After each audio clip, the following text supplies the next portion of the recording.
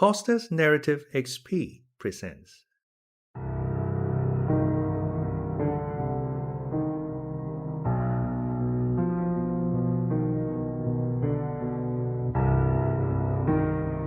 The Strange Case of Dr. Jekyll and Mr. Hyde by Robert Louis Stevenson.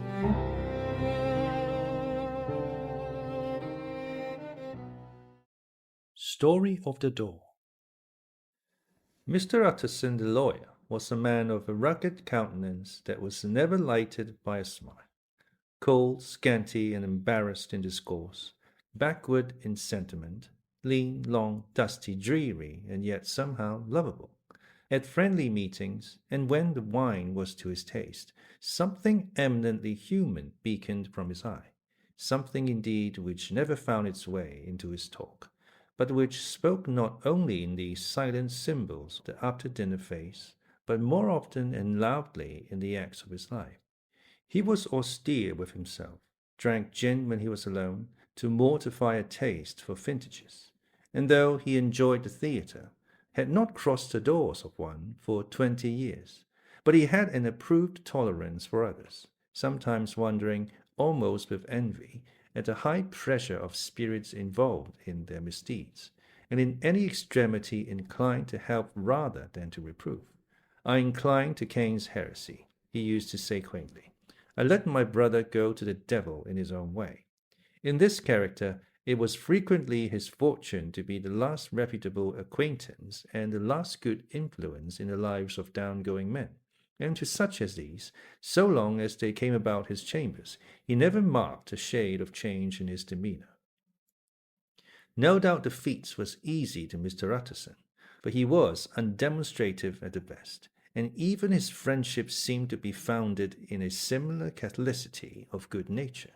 It is the mark of a modest man to accept his friendly circle ready-made from the hands of opportunity, and that was the lawyer's way. His friends were those of his own blood, of those whom he had known the longest. His affections, like ivy, were the growth of time. They implied no aptness in the object. Hence, no doubt, the bond that united him to Mr. Richard Enfield, his distant kinsman, the well-known man about town. It was a nut to crack for many. What these two could see in each other, or what subject they could find in common. It was reported by those who encountered them in their Sunday walks that they said nothing, looked singularly dull, and would hail with obvious relief the appearance of a friend.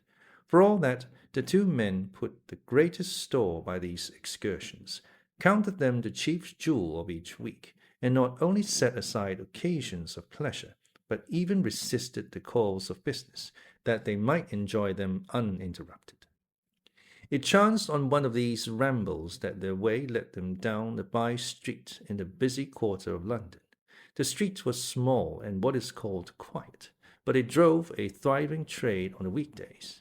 The inhabitants were all doing well, it seemed, and all amulously hoping to do better still, and laying out the surplus of their grains in coquetry, so that the shop front stood along that thoroughfare with an air of invitation, like rows of smiling saleswomen.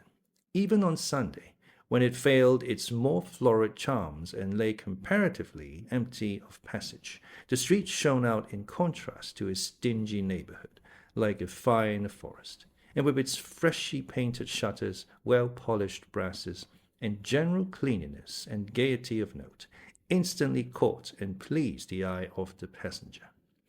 Two doors from one corner, on the left hand going east, the line was broken by the entry of a court, and just at that point a certain sinister block of building thrust forward its gable on the street. It was 2 stories high, showed no window, nothing but a door on the lower story and a blind forehead of discoloured wall on the upper, and bore in every feature the marks of prolonged and sordid negligence. The door, which was equipped with neither bell nor knocker, was blistered and disdained. Tramps slouched into the recess and struck matches on the panels. Children kept shop upon the steps. The schoolboy had tried his knife on the mouldings, and for close on a generation no one had appeared to drive away these random visitors or to repair their ravages. Mr. Enfield and the lawyer were on the other side of the by-street, but when they came abreast of the entry, the former lifted up his cane and pointed. "Did you ever remark that door?" he asked, and when his companion had replied in the affirmative, "It is connected in my mind," added he, "with a very odd story." "Indeed," said Mr. Utterson, with a slight change of voice.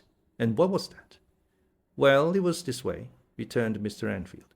"I was coming home from some place at the end of the world, about 3 o'clock of a black winter morning, and my way lay through a part of town where there was literally nothing to be seen but lamps. Street after street, and all the folks asleep. Street after street, all lighted up as if for a procession, and all as empty as a church. Till at last I got into that state of mind when a man listens and begins to long for the sight of a policeman. All at once I saw two figures. One a little man who was stumping along eastward at a good walk, and the other a girl of maybe 8 or 10 who was running as hard as she was able down a cross street. Well, sir, the two ran into one another naturally enough at the corner, and then came the horrible part of the thing. For the man trampled calmly over the child's body and left her screaming on the ground. It sounds nothing to hear, but it was hellish to see. It wasn't like a man. It was like some damned juggernaut. I gave a few hello, took to my heels, collared my gentleman, and brought him back to where there was already quite a group about the screaming child. He was perfectly cool and made no resistance, but gave me one look, so ugly that it brought out the sweat on me like running. The people who had turned out were the girl's own family, and pretty soon the doctor, for whom she had been sent, put in his appearance. Well, the child was not much the worse, more frightened, according to the sawbones, and there you might have supposed would be an end to it. But there was one curious circumstance. I had taken a loathing to my gentleman at first sight. So had the child's family, which was only natural. But the doctor's case was what struck me. He was the usual cut and dry apothecary, of no particular age and colour, with a strong Edinburgh accent and about as emotional as a bagpipe. Well, sir, he was like the rest of us. Every time he looked at my prisoner, I saw that Sawbones turn sick and white with the desire to kill him. I knew what was in his mind, just as he knew what was in mine. And killing being out of the question, we did the next best. We told the man we could and would make such a scandal out of this as should make his name stink from one end of London to the other. If he had any friends or any credit, we undertook that he should lose them. And all the time, as we were pitching it in red hot, we were keeping the women off him as best we could, for they were as wild as harpies. I never saw a circle of such hateful faces. And there was the man in the middle, with a kind of black sneering coolness. Frightened, too. I could see that, but carrying it off, sir. Really like Satan. If you choose to make capital out of this accident, said he, I'm naturally helpless. No gentleman but wishes to avoid a scene, says he. Name your figure. Well, we screwed him up to £100 for the child's family. He would have clearly liked to stick out, but there was something about the lot of us that meant mischief, and at last he struck. The next thing was to get the money. And where do you think he carried us but to that place with the door? Whipped out a key, went in, and presently came back with the matter of £10 in gold and a cheque for the balance on Coutts, drawn payable to bearer and signed with a name that I can't mention, though it's one of the points of my story. But it was a name at least very well known and often printed. The figure was stiff, but the signature was good for more than that if it was only genuine. I took the liberty of pointing out to my gentleman that the whole business looked apocryphal, and that a man does not, in real life, walk into a cellar door at 4 in the morning and come up with another man's cheque for close upon £100. But he was quite easy and sneering. Set your mind at rest, says he. I will stay with you till the banks open and cash the cheque myself. So we all set off, the doctor and the child's father and our friend and myself, and passed the rest of the night in my chambers. And next day, when we had breakfasted, went in a body to the bank. I gave in the cheque myself, and said I had every reason to believe it was a forgery. Not a bit of it. The cheque was genuine. Tut, tut, said Mr. Utterson. I see you feel as I do, said Mr. Enfield. Yes, it's a bad story.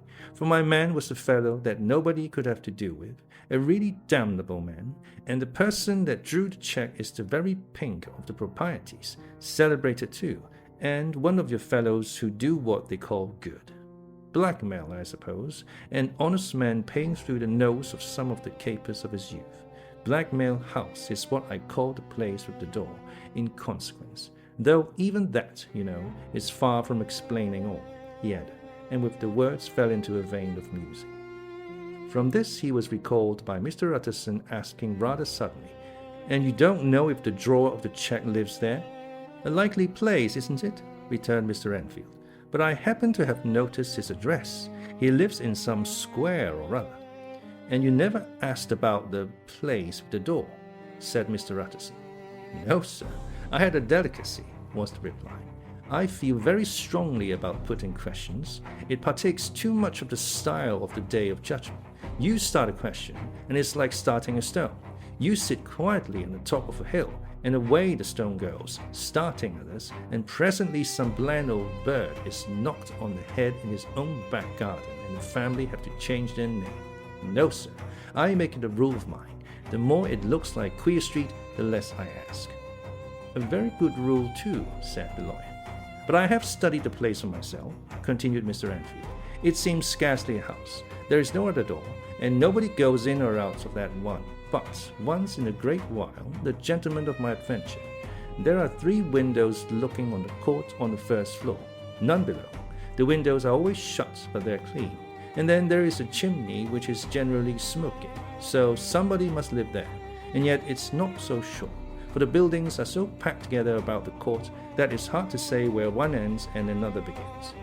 The pair walked on again for a while in silence, and then, "Enfield," said Mr. Utterson, "that's a good rule of yours." "Yes, I think it is," returned Enfield. "But for all that," continued the lawyer, "there's one point I want to ask. I want to ask the name of that man who walked over the child." "Well," said Mr. Enfield, "I can't see what harm it would do. It was a man of the name of Hyde." Said Mr. Utterson. "What sort of a man is he to see?" "He is not easy to describe. There is something wrong with his appearance, something displeasing, something downright detestable. I never saw a man I so disliked, and yet I scarce know why. He must be deformed somewhere. He gives a strong feeling of deformity, although I couldn't specify the point. He's an extraordinary-looking man, and yet I really can name nothing out of the way. No, sir, I can make no hand of it. I can't describe him. And it's not want of memory, for I declare I can see him this moment." Mr. Utterson again walked some way in silence, and obviously under a weight of consideration. "You are sure he used the key?" he inquired at last. "My dear sir," began Enfield, surprised out of himself. "Yes, I know," said Utterson. "I know it must seem strange. The fact is, if I do not ask you the name of the other party, it is because I know it already. You see, Richard, your tale has gone home. If you have been inexact in any point, you had better correct it." "I think you might have warned me," returned the other with a touch of sullenness. "But I have been pedantically exact, as you call it. The fellow had a key, and what's more, he has it still. I saw him use it not a week ago." Mr. Utterson sighed deeply, but said never a word, and the young man presently resumed. "Here is another lesson to say nothing," said he. "I am ashamed of my long tongue. Let us make a bargain never to refer to this again." "With all my heart," said the lawyer. "I shake hands on that, Richard."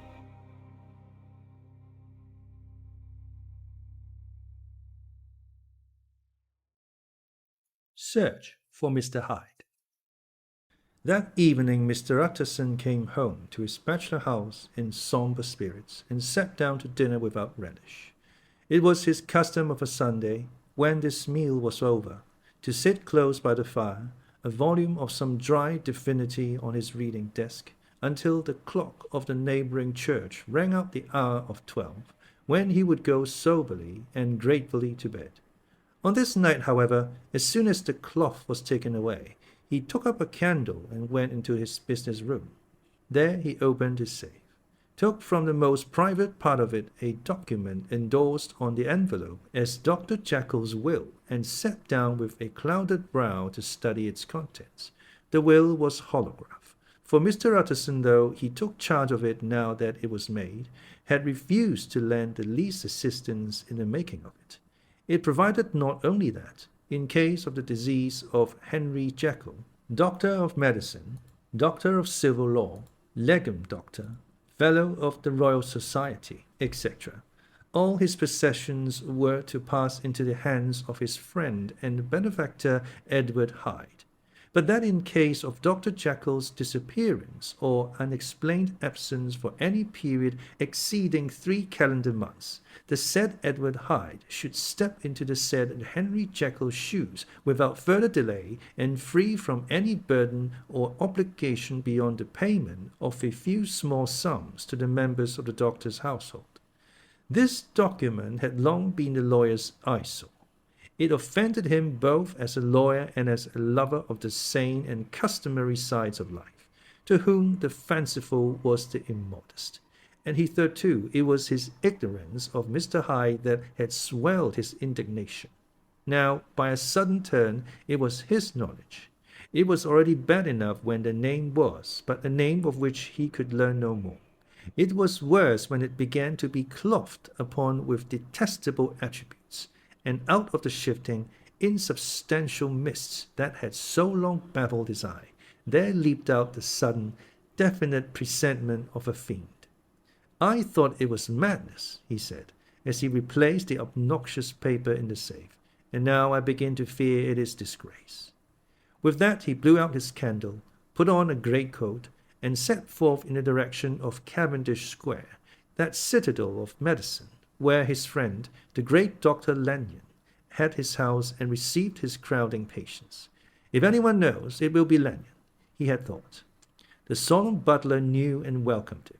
He was subjected to no stage of delay, but ushered direct from the door to the dining-room where Dr. Lanyon sat alone over his wine. This was a hearty, healthy, dapper, red-faced gentleman with a shock of hair prematurely white and a boisterous and decided manner. At sight of Mr. Utterson, he sprang up from his chair and welcomed him with both hands.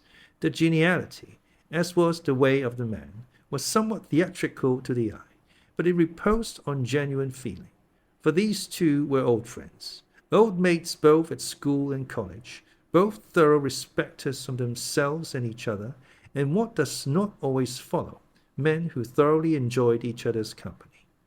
After a little rambling talk, the lawyer led up to the subject which so disagreeably preoccupied his mind.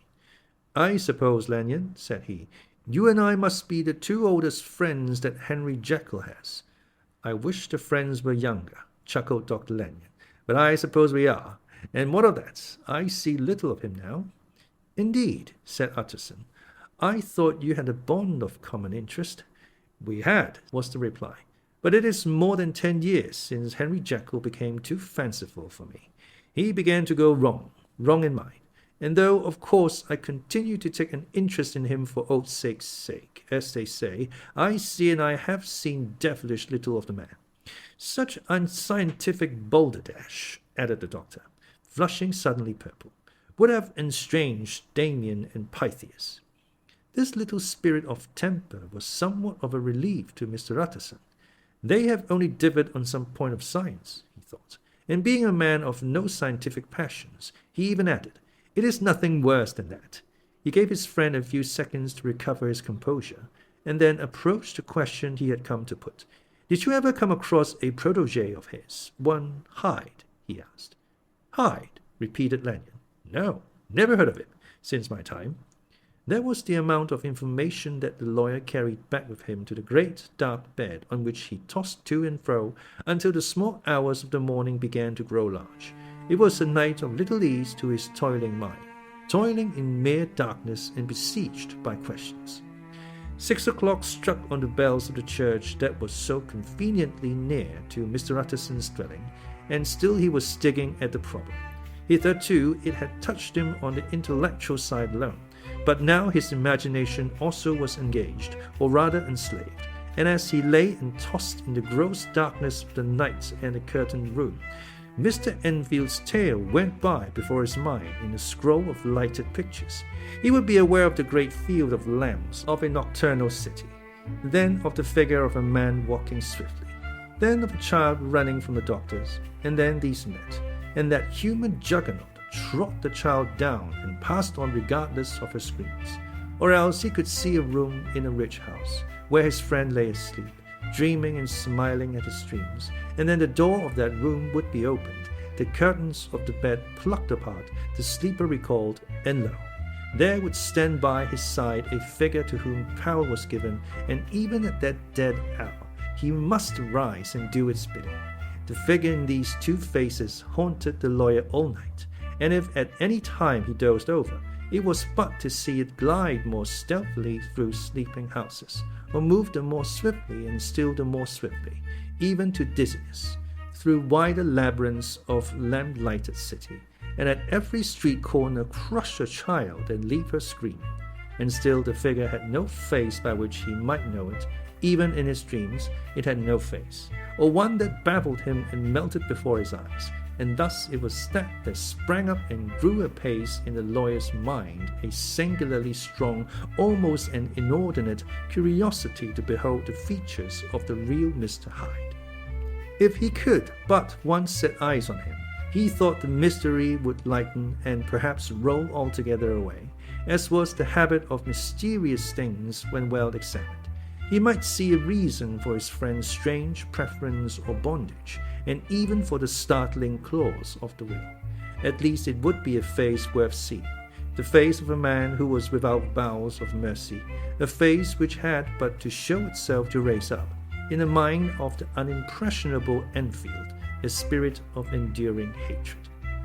From that time forward, Mr. Utterson began to haunt the door in the by-street of shops, in the morning before office hours, at noon when business was plenty and time scarce, at night under the face of the fogged city moon, by all lights and at all hours of solitude or concourse, the lawyer was to be found on his chosen post. If he be Mr. Hyde, he had thought, I shall be Mr. Seek. And at last his patience was rewarded. It was a fine dry night, frost in the air, the streets as clean as a ballroom floor, the lamps unshaken by any wind, drawing a regular pattern of light and shadow. By 10 o'clock, when the shops were closed, the by-street was very solitary and, in spite of the low growl of London from all round, very silent. Small sounds carried far. Domestic sounds out of the houses were clearly audible on either side of the roadway, and the rumour of the approach of any passenger preceded him by a long time. Mr. Utterson had been some minutes at his post when he was aware of an odd light footstep drawing near. In the course of his nightly patrols, he had long grown accustomed to the quaint effect with which the footfalls of a single person, while he is still a great way off, suddenly spring out distinct from the fast hum and clatter of the city. Yet his attention had never before been so sharply and decisively arrested, and it was with a strong superstitious prevision of success that he withdrew into the entry of the court. The steps drew swiftly nearer, and swelled out suddenly louder as they turned the end of the street. The lawyer, looking forth from the entry, could soon see what manner of man he had to deal with. He was small and very plainly dressed, and the look of him, even at that distance, went somehow strongly against the watcher's inclination. But he made straight for the door, crossing the roadway to save time, and as he came, he drew a key from his pocket like one approaching home. Mr. Utterson stepped out and touched him on the shoulder as he passed. "Mr. Hyde, I think." Mr. Hyde shrank back with a hissing intake of the breath, but his fear was only momentary, and though he did not look the lawyer in the face, he answered coolly enough, "That is my name. What do you want?" "I see you are going in," returned the lawyer. "I am an old friend of Dr. Jekyll's, Mr. Utterson of Gaunt Street. You must have heard of my name, and meeting you so conveniently, I thought you might admit me." "You will not find Dr. Jekyll. He is from home," replied Mr. Hyde, blowing in the key, and then suddenly, but still without looking up, "How did you know me?" he asked. "On your side," said Mr. Utterson. "Will you do me a favour?" "With pleasure," replied the other. "What shall it be?" "Will you let me see your face?" asked the lawyer. Mr. Hyde appeared to hesitate, and then, as if upon some sudden reflection, fronted about with an air of defiance. and the pair stared at each other pretty fixedly for a few seconds. "Now I shall know you again," said Mr. Utterson. "It may be useful." "Yes," returned Mr. Hyde. "It is as well we have met. And apropos, you should have my address." And he gave a number of a street in Soho. Good God, thought Mr. Utterson, can he, too, have been thinking of the will? But he kept his feelings to himself and only grunted in acknowledgment of the address. "And now," said the other, "how did you know me?" "By description," was the reply. "Whose description?" "We have common friends," said Mr. Utterson. "Common friends," echoed Mr. Hyde, a little hoarsely. "Who are they?" "Jekyll, for instance," said the lawyer. "He never told you," cried Mr. Hyde, with a flush of anger. "I did not think you would have lied." "Come," said Mr. Utterson, "that is not fitting language." The other snarled aloud into a savage laugh, and the next moment, with extraordinary quickness, he had unlocked the door and disappeared into the house. The lawyer stood a while when Mr. Hyde had left him, the picture of disquietude. Then he began slowly to mount the street, pausing every step or two and putting his hand to his brow like a man in mental perplexity. The problem he was thus debating as he walked was one of a class that is rarely solved. Mr. Hyde was pale and dwarfish. He gave an impression of deformity without any nameable malformation. He had a displeasing smile. He had borne himself to the lawyer with a sort of murderous mixture of timidity and boldness, and he spoke with a husky, whispering, and somewhat broken voice. All these were points against him, but not all of these together could explain the hitherto unknown disgust, loathing, and fear with which Mr. Utterson regarded him. "There must be something else," said the perplexed gentleman. "There is something more, if I could find a name for it. God bless me, the man seems hardly human. Something troglodytic, shall we say? Or can it be the old story of Dr. Fell? Or is it the mere radiance of a foul soul that thus transpires through and transfigures its clay continent? The last, I think, for, oh, my poor old Harry Jekyll, if ever I read Satan's signature upon a face, it is on that of your new friend." Round the corner from the by-street there was a square of ancient, handsome houses, now for the most part decayed from their high estate and let in flats and chambers to all sorts and conditions of men, map engravers, architects, shady lawyers, and the agents of obscure enterprises. One house, however, second from the corner, was still occupied entire, and at the door of this, which wore a great air of wealth and comfort, though it was now plunged in darkness except for the fanlight, Mr. Utterson stopped and knocked. A well-dressed, elderly servant opened the door. "Is Dr. Jekyll at home, Poole?" asked the lawyer. "I will see, Mr. Utterson," said Poole, admitting the visitor, as he spoke, into a large, low-roofed, comfortable hall paved with flags, warmed by a light, open fire, and furnished with costly cabinets of oak. "Will you wait here by the fire, sir, or shall I give you a light in the dining room?" "Here, thank you," said the lawyer, and he drew near and leaned on the tall fender. This hall, in which he was now left alone, was a pet fancy of his friend the doctor's, and Utterson himself was wont to speak of it as the pleasantest room in London. But tonight there was a shudder in his blood. The face of Hyde sat heavy on his memory. He felt a nausea and distaste of life, and in the gloom of his spirits he seemed to read a menace in the flickering of the firelight on the polished cabinets and the uneasy starting of the shadow on the roof. He was ashamed of his relief when Poole presently returned to announce that Dr. Jekyll was gone out. "I saw Mr. Hyde go in by the old dissecting room, Poole," he said. "Is that right, when Dr. Jekyll is from home?" "Quite right, Mr. Utterson, sir," replied the servant. "Mr. Hyde has a key." "Your master seems to repose a great deal of trust in that young man, Poole," resumed the other musingly. "Yes, sir, he does indeed," said Poole. "We have all orders to obey him." "I do not think I ever met Mr. Hyde?" asked Utterson. "Oh, dear no, sir. He never dines here," replied the butler. "Indeed, we see very little of him on this side of the house. He mostly comes and goes by the laboratory." "Well, good night, Poole." "Good night, Mr. Utterson." And the lawyer set out homeward with a very heavy heart. Poor Harry Jekyll, he thought. My mind misgives me he is in deep waters. He was wild when he was young, a long while ago to be sure, but in the law of God there is no statute of limitations. Aye, it must be that. The ghost of some old sin, the cancer of some concealed disgrace, punishment coming. Pity cloud, years after memory has forgotten and self-love condoned the fault. And the lawyer, scared by the thought, brooded a while on his own past, groping in all the corners of memory, lest by chance some jack-in-the-box of an old iniquity should leap to light there. His past was fairly blameless. Few men could read the rolls of their life with less apprehension. Yet he was humbled to the dust by the many ill things he had done, and raised up again in a sober and fearful gratitude by the many he had come so near to doing yet avoided. And then by a return on his former subject, he conceived a spark of hope. This Master Hyde, if he were studied, thought he, must have secrets of his own, black secrets, by the look of it. Secrets compared to which poor Jekyll's worst would be like sunshine. Things cannot continue as they are. It turns me cold to think of this creature stealing like a thief to Harry's bedside. Poor Harry, what awakening, and the danger of it. For if this Hyde suspects the existence of this will, he may grow impatient to inherit.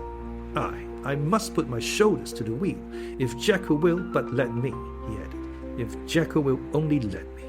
For once more he saw before his mind's eye, as clear as transparency, the strange clauses of the will.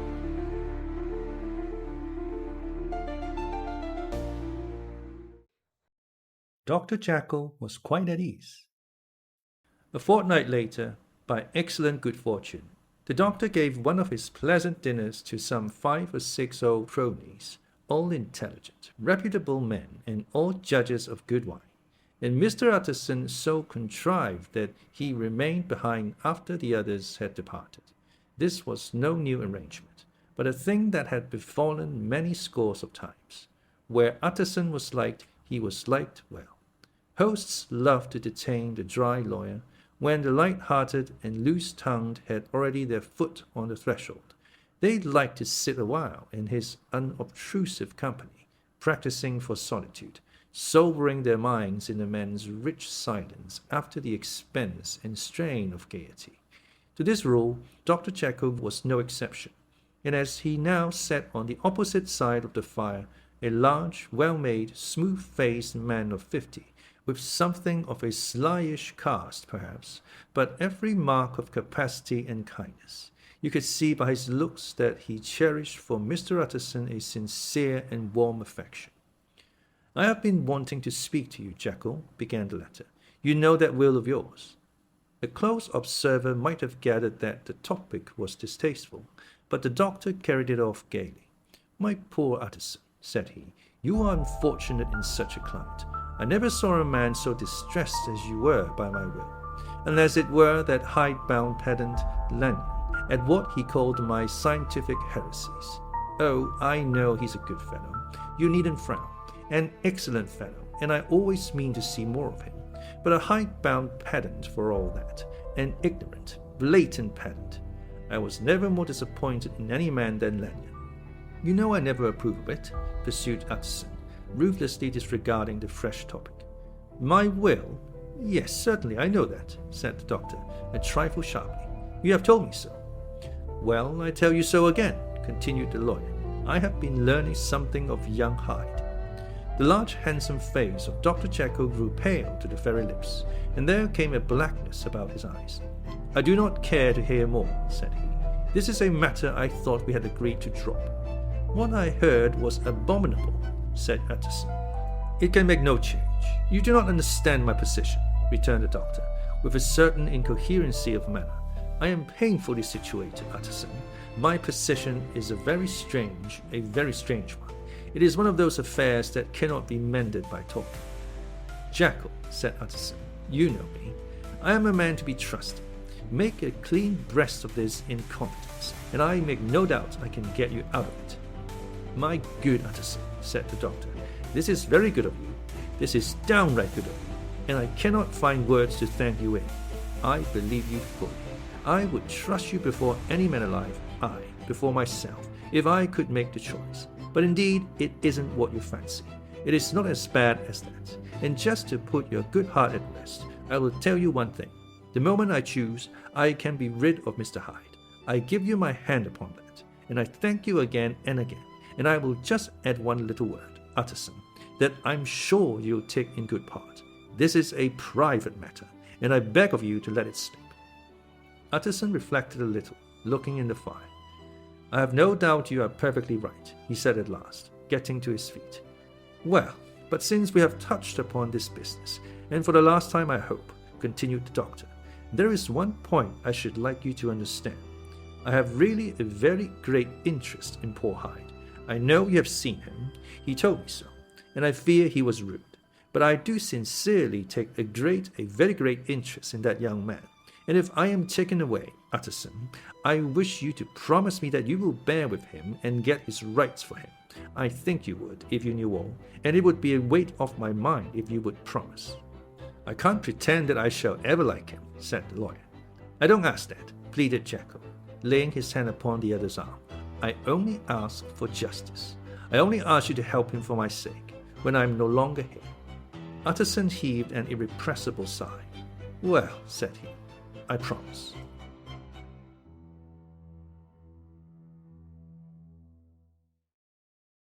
The Carew murder case. Nearly a year later, in the month of October 18th, London was startled by a crime of singular ferocity and rendered all the more notable by the high position of the victim. The details were few and startling. A maidservant living alone in a house not far from the river had gone upstairs to bed about 11. Although a fog rolled over the city in the small hours, the early part of the night was cloudless, and the lane which the maid's window overlooked was brilliantly lit by the full moon. It seemed she was romantically given, for she sat down upon her box, which stood immediately under the window, and fell into a dream of musing. Never had she felt more at peace with all men or thought more kindly of the world. And as she so sat, she became aware of an aged, beautiful gentleman with white hair drawing near along the lane, and advancing to meet him, another and very small gentleman, to whom at first she paid less attention. When they had come within speech, the older man bowed and accosted the other with a very pretty manner of politeness. It did not seem as if the subject of his address were of great importance. Indeed, from his pointing, it sometimes appeared as if he were only inquiring his way. But the moon shone on his face as he spoke, and the girl was pleased to watch it. It seemed to breathe such an innocent and old-world kindness of disposition, yet with something high too, as of a well-founded self-content. Presently her eye wandered to the other, and she was surprised to recognize in him a certain Mr. Hyde, who had once visited her master and for whom she had conceived a dislike. He had in his hand a heavy cane, with which he was trifling, but he answered never a word, and seemed to listen with an ill-contained impatience. And then all of a sudden he broke out in a great flame of anger, stamping with his foot, brandishing the cane, and carrying on like a madman. The old gentleman took a step back, with the air of one very much surprised and a trifle hurt, and at that Mr. Hyde broke out of all bounds and clubbed him to the earth. And next moment, with ape-like fury, he was tramping his victim underfoot and hailing down a storm of blows, under which the bones were audibly shattered and the body jumped upon the roadway. At the horror of these sights and sounds, the maid fainted. It was 2 o'clock when she came to herself and called for the police. The murderer was gone long ago, and there lay his victim in the middle of the lane, incredibly mangled. The stick with which the deed had been done, although it was of some rare and very tough and heavy wood, had broken in the middle under the stress of this insensate cruelty, and one splitted half had rolled in the neighboring gutter. The other, without doubt, had been carried away by the murderer. A purse and gold watch were found upon the victim, but no cards or papers, except a sealed and stamped envelope, which he had been probably carrying to the post, and which bore the name and address of Mr. Utterson.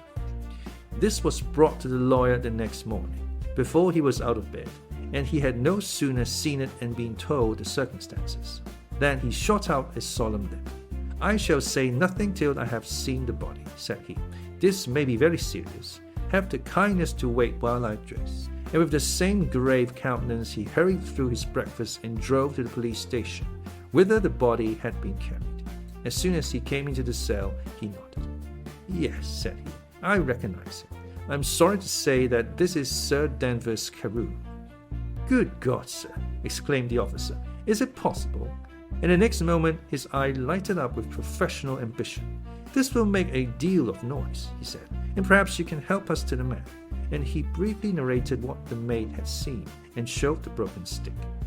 Mr. Utterson had already quailed at the name of Hyde, but when the stick was laid before him, he could doubt no longer. Broken and battered as it was, he recognized it for one that he had himself presented many years before to Henry Jekyll.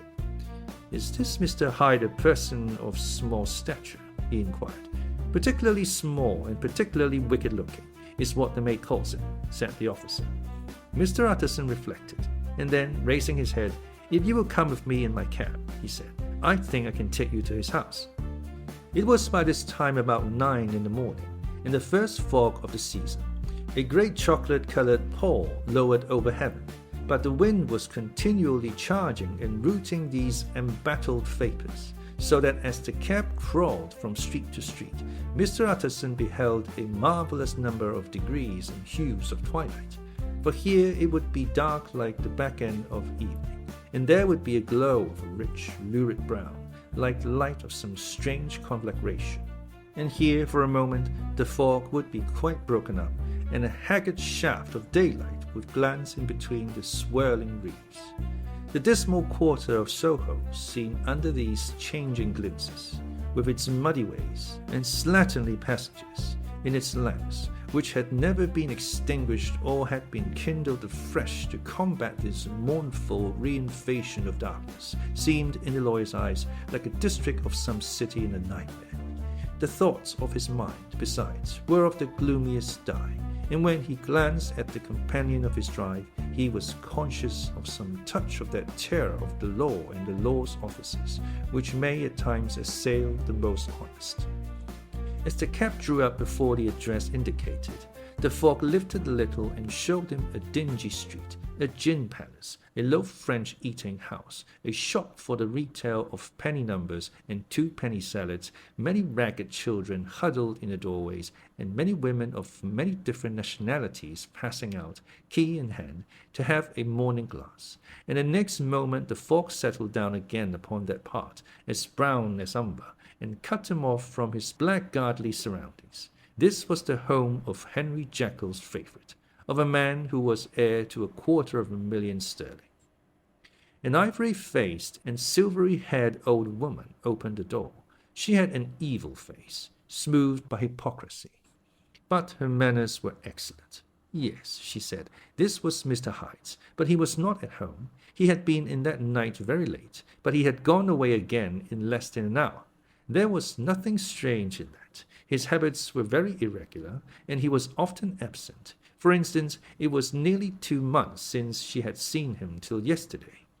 "Very well, then, we wish to see his rooms," said the lawyer, and when the woman began to declare it was impossible, "I had better tell you who this person is," he added. "This is Inspector Newcomen of Scotland Yard."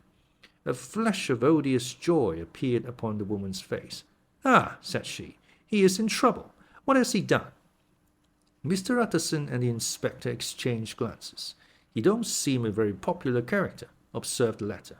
"And now, my good woman, just let me and this gentleman have a look about us." In the whole extent of the house, which but for the old woman remained otherwise empty, Mr. Hyde had only used a couple of rooms, but these were furnished with luxury and good taste. A closet was filled with wine, the plate was of silver, the napery elegant, a good picture hung upon the walls, a gift from Henry Jekyll, who was much of a connoisseur, and the carpets were of many plies and agreeable in colour. At this moment, however, the rooms bore every mark of having been recently and hurriedly ransacked. Clothes lay about the floor, with their pockets inside out. Lockfast drawers stood open, and on the hearth there lay a pile of grey ashes, as though many papers had been burnt. From these embers the inspector disinterred the butt end of the green checkbook, which had resisted the action of the fire. The other half of the stick was found behind the door, and as this clinched his suspicions, the officer declared himself delighted. A visit to the bank, where several £1,000s were found to be lying to the murderer's credit, completed his gratification. "You may depend upon it, sir," he told Mr. Utterson. "I have him in my hand. He must have lost his head, or he never would have left the stick, or, above all, burned the checkbook. Why, money's life to the man. We have nothing to do but wait for him at the bank, and get out the handbills." This last, however, was not so easy of accomplishment, for Mr. Hyde had numbered few familiars. Even the master of the servant maid had only seen him twice. His family could nowhere be traced. He had never been photographed, and the few who could describe him differed widely, as common observers will. Only on one point were they agreed, and that was the haunting sense of unexpressed deformity with which the fugitive impressed his beholders.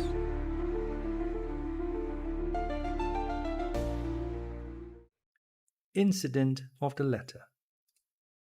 It was late in the afternoon when Mr. Utterson found his way to Dr. Jekyll's door, where he was at once admitted by Poole, and carried down by the kitchen offices and across a yard which had once been a garden, to the building which was indifferently known as the laboratory or dissecting rooms. The doctor had bought the house from the heirs of a celebrated surgeon, and his own tastes, being rather chemical than anatomical, had changed the destination of the block at the bottom of the garden. It was the first time that the lawyer had been received in that part of his friend's quarters, and he eyed the dingy, windowless structure with curiosity, and gazed round with a distasteful sense of strangeness as he crossed the theatre, once crowded with eager students and now lying gaunt and silent, the tables laden with chemical apparatus, the floor strewn with crates and littered with packing straw, and the light falling dimly through the foggy cupola. At the further end, a flight of stairs mounted to a door covered with red baize, and through this Mr. Utterson was at last received into the doctor's cabinet. It was a large room fitted round with glass presses, furnished, among other things, with a cheval glass and a business table, and looking out upon the court by 3 dusty windows barred with iron. The fire burned in the grate. A lamp was set lighted on the chimney shelf, for even in the houses the fog began to lie thickly, and there, close up to the warmth, sat Dr. Jekyll, looking deathly sick. He did not rise to meet his visitor, but held out a cold hand and bade him welcome in a changed voice. "And now," said Mr. Utterson, as soon as Poole had left them, "you have heard the news." The doctor shuddered. "They were crying it in the square," he said. "I heard them in my dining room." "One word," said the lawyer. "Carew was my client, but so are you, and I want to know what I am doing. You have not been mad enough to hide this fellow." "Utterson, I swear to God," cried the doctor, "I swear to God I will never set eyes on him again. I bind my honor to you that I am done with him in this world. It is all at an end. And indeed he does not want my help. You do not know him as I do. He is safe. He is quite safe. Mark my words. He will never more be heard of." The lawyer listened gloomily. He did not like his friend's feverish manner. "You seem pretty sure of him," said he, "and for your sake, I hope you may be right. If it came to a trial, your name might appear." "I am quite sure of him," replied Jekyll. "I have grounds for certainty that I cannot share with anyone. But there is one thing on which you may advise me. I have received a letter, and I am at a loss whether I should show it to the police. I should like to leave it in your hands, Utterson. You would judge wisely, I'm sure. I have so great a trust in you." "You fear, I suppose, that it might lead to his detection?" asked the lawyer. "No," said the other. "I cannot say that I care what becomes of Hyde. I'm quite done with him. I was thinking of my own character, which this hateful business has rather exposed." Utterson ruminated a while. He was surprised at his friend's selfishness, and yet relieved by it. "Well," said he, at last, "let me see the letter." The letter was written in an odd, upright hand and signed Edward Hyde, and it signified, briefly enough, that the writer's benefactor, Dr. Jekyll, whom he had long so unworthily repaid for 1,000 generosities, need labour under no alarm for his safety, as he had means of escape on which he placed a sure dependence. The lawyer liked this letter well enough. It put a better colour on the intimacy than he had looked for, and he blamed himself for some of his past suspicions. "Have you the envelope?" he asked. "I burnt it," replied Jekyll, "before I thought what I was about, but it bore no postmark. The note was handed in." "Should I keep this and sleep upon it?" asked Utterson. "I wish you to judge for me entirely," was the reply. "I have lost confidence in myself." "Well, I shall consider," returned the lawyer. "And now one word more. It was Hyde who dictated the terms in your will about the disappearance." The doctor seemed seized with a qualm of faintness. He shut his mouth tight and nodded. "I knew it," said Utterson. "He meant to murder you. You had a fine escape." "I have had what is far more to the purpose," returned the doctor solemnly. "I have had a lesson. Oh God, Utterson, what a lesson I have had!" And he covered his face for a moment with his hands. On his way out, the lawyer stopped and had a word or two with Poole. "By the by," said he, "there was a letter handed in today. What was the messenger like?" But Poole was positive nothing had come except by post, and only circulars by that, he added. This news sent off the visitor with his fears renewed. Plainly the letter had come by the laboratory door. Possibly, indeed, it had been written in a cabinet, and if that were so, it must be differently judged, and handled with the more caution. The newsboys, as he went, were crying themselves hoarse along the footways. "Special edition, shocking murder of an MP." That was the funeral oration of one friend and client, and he could not help a certain apprehension lest the good name of another should be sucked down in the eddy of the scandal. It was at least a ticklish decision that he had to make, and self-reliant as he was by habit, he began to cherish a longing for advice. It was not to be had directly, but perhaps, he thought, it might be fished for.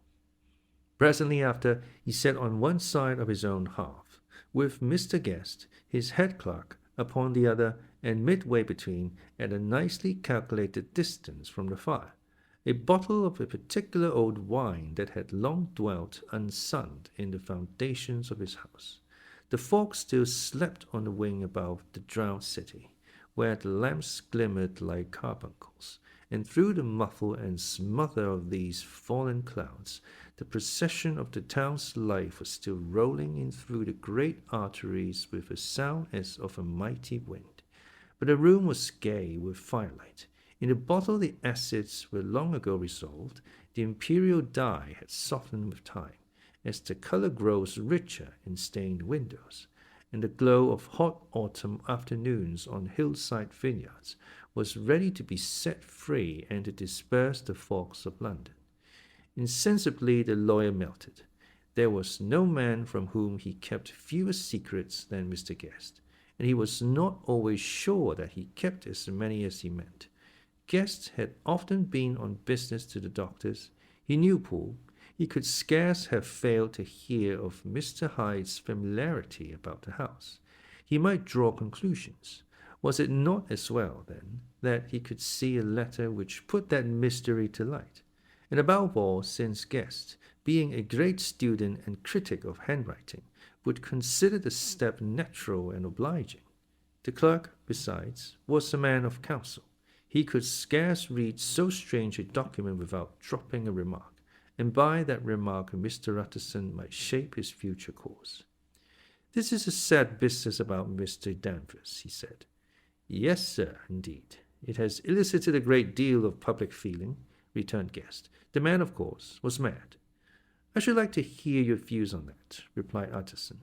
"I have a document here in his handwriting, It is between ourselves, for I scarce know what to do about it. It is an ugly business at the best, but there it is, quite in your way, a murderer's autograph. Guest's eyes brightened, and he sat down at once and studied it with passion. No, sir, he said, not mad, but it is an odd hand, and by all accounts a very odd writer, added the lawyer. Just then the servant entered with a note. Is that from Dr. Jekyll, sir? Inquired the clerk. I thought I knew the writing. Anything private, Mr. Utterson? Only an invitation to dinner. Why? Do you want to see it? One moment, I thank you, sir. And the clerk laid the 2 sheets of paper alongside and sedulously compared the contents. Thank you, sir, he said at last, returning both. It's a very interesting autograph. There was a pause, during which Mr. Utterson struggled with himself. Why do you compare them, Guest? He inquired suddenly. Well, sir, returned the clerk, there is a rather singular resemblance. The 2 hands are in many points identical, only differently sloped. Rather quaint, said Utterson. It is, as you say, rather quaint, returned Guest. I wouldn't speak of this note, you know, said the master. No, sir, said the clerk. I understand. But no sooner was Mr. Utterson alone that night than he locked the note into his safe, where it reposed from that time forward. What, he thought, Henry Jekyll forged for a murderer, and his blood ran cold in his veins.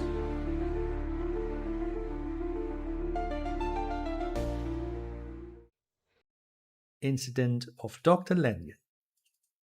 Time ran on. Thousands of pounds were offered in reward, for the death of Sir Danvers was resented as a public injury. But Mr. Hyde had disappeared out of the ken of the police as though he had never existed. Much of his past was unearthed, indeed, and all disreputable. Tales came out of the man's cruelty, at once so callous and violent, of his vile life, of his strange associates, of the hatred that seemed to have surrounded his career. But of his present whereabouts not a whisper. From the time he had left the house in Soho on the morning of the murder, he was simply blotted out. And gradually, as time drew on, Mr. Utterson began to recover from the hotness of his alarm, and to grow more at quiet with himself. The death of Sir Danvers was, to his way of thinking, more than paid for by the disappearance of Mr. Hyde.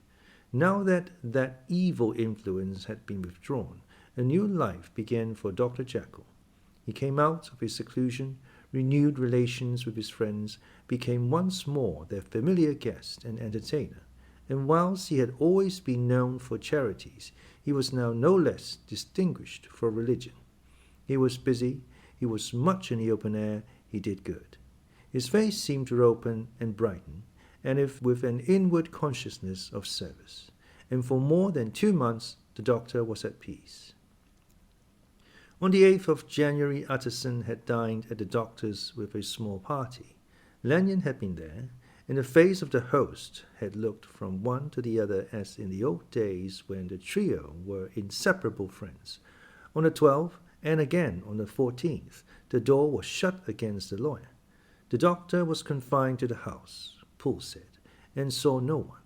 On the 15th, he tried again, and was again refused, and having now been used for the last 2 months to see his friend almost daily, he found this return of solitude to weigh upon his spirits. The 5th night he had in guests to dine with him, and the 6th he betook himself to Dr. Lanyon's. There at least he was not denied admittance, but when he came in, he was shocked at the change which had taken place in the doctor's appearance. He had his death warrant written legibly upon his face. The rosy man had grown pale, his flesh had fallen away. He was visibly bolder and older, and yet it was not so much these tokens of a swift physical decay that arrested the lawyer's notice as a look in the eye and quality of manner that seemed to testify to some deep-seated terror of the mind. It was unlikely that the doctor should fear death, and yet that was what Utterson was tempted to suspect. Yes, he thought, he is a doctor. He must know his own state and that his days are counted, and the knowledge is more than he can bear. and yet when Utterson remarked on his ill looks, it was with an air of great firmness that Lanyon declared himself a doomed man. "I have had a shock," he said, "and I shall never recover. It is a question of weeks. Well, life has been pleasant. I liked it. Yes, sir, I used to like it. I sometimes think if we knew all, we should be more glad to get away." "Jekyll is ill too," observed Utterson. "Have you seen him?" But Lanyon's face changed, and he held up a trembling hand. "I wish to see or hear no more of Dr. Jekyll," he said in a loud, unsteady voice. "I am quite done with that person, and I beg that you will spare me any allusion to one whom I regard as dead." "Tut, tut," said Mr. Utterson, and then after a considerable pause, "Can't I do anything?" he inquired. "We are three very old friends, Lanyon. We shall not live to make others." "Nothing can be done," returned Lanyon. "Ask himself." "He will not see me," said the lawyer. "I am not surprised at that," was the reply. "Some day, Utterson, after I am dead, you may perhaps come to learn the right and wrong of this. I cannot tell you. In the meantime, if you sit and talk with me of other things, for God's sake, stay and do so. But if you cannot keep clear of this accursed topic, then in God's name, go, for I cannot bear it." As soon as he got home, Utterson sat down and wrote to Jekyll, complaining of his exclusion from the house, and asking the cause of this unhappy break with Lanyon, and the next day brought him a long answer, often very pathetically worded, and sometimes darkly mysterious in drift. The quarrel with Lanyon was incurable. "I do not blame our old friend," Jekyll wrote, "but I share his view that we must never meet. I mean from henceforth a lead of life of extreme seclusion. You must not be surprised, nor must you doubt my friendship, if my door is open shut even to you.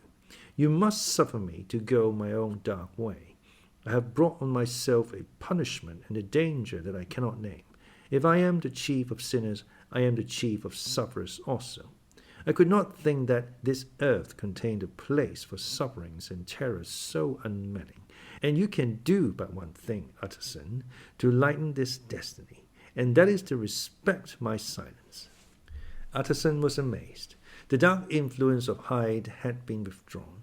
The doctor had returned to his old tasks and amenities. A week ago, the prospect had smiled with every promise of a cheerful and an honored age. And now, in a moment, friendship and peace of mind and the whole tenor of his life were wrecked. So great and unprepared the change pointed to madness. But in view of Lanyon's manner and words, there must lie for it some deeper ground. A week afterwards, Dr. Lanyon took to his bed, and in something less than a fortnight he was dead. The night after the funeral, at which he had been sadly affected, Utterson locked the door of his business room, and sitting there by the light of a melancholy candle, drew out and set before him an envelope addressed by the hand and sealed with the seal of his dead friend, "Private, for the hands of G.J. Utterson alone, and in case of his predeceased to be destroyed unread." So it was emphatically superscribed, and the lawyer dreaded to behold the contents. "I have buried one friend today," he thought. "What if this should cost me another?" And then he condemned the fear as a disloyalty, and broke the seal. Within there was another enclosure, likewise sealed, and marked upon the cover as "not to be opened till the death or disappearance of Dr. Henry Jekyll." Utterson could not trust his eyes. Yes, it was disappearance, here again, as in the mad will which he had long ago restored to its author. Here again were the idea of a disappearance and the name of Henry Jekyll bracketed. But in the will, the idea had sprung from the sinister suggestion of the man Hyde. It was set there with a purpose all too plain and horrible. Written by the hand of Lanyon, what should it mean? A great curiosity came on the trustee to disregard the prohibition and dive at once to the bottom of these mysteries. But professional honor and faith to his dead friend were stringent obligations, and the packet slept in the inmost corner of his private safe. It is one thing to mortify curiosity, another to conquer it, and it may be doubted if, from the day forth, Utterson desired the society of his surviving friend with the same eagerness. He thought of him kindly, but his thoughts were disquieted and fearful. He went to call indeed, but he was perhaps relieved to be denied admittance. Perhaps, in his heart, he preferred to speak with Poole upon the doorstep and surrounded by the air and sounds of the open city, rather than to be admitted into that house of voluntary bondage and to sit and speak with its inscrutable recluse. Poole had, indeed, no very pleasant news to communicate. The doctor, it appeared, now more than ever confined himself to the cabinet over the laboratory, where he would sometimes even sleep. He was out of spirits, he had grown very silent, he did not read. It seemed as if he had something on his mind. Utterson became so used to the unvarying character of these reports that he fell off little by little in the frequency of his visits.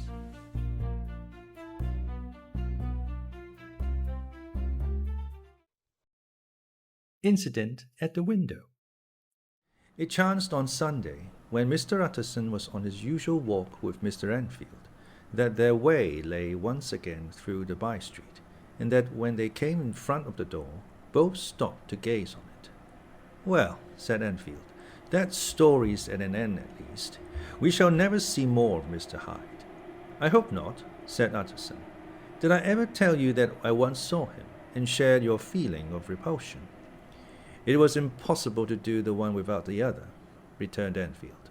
"And by the way, what an ass you must have thought me, not to know that this was a back way to Dr. Jekyll's. It was partly your own fault that I found it out, even when I did." "So you found it out, did you?" said Utterson.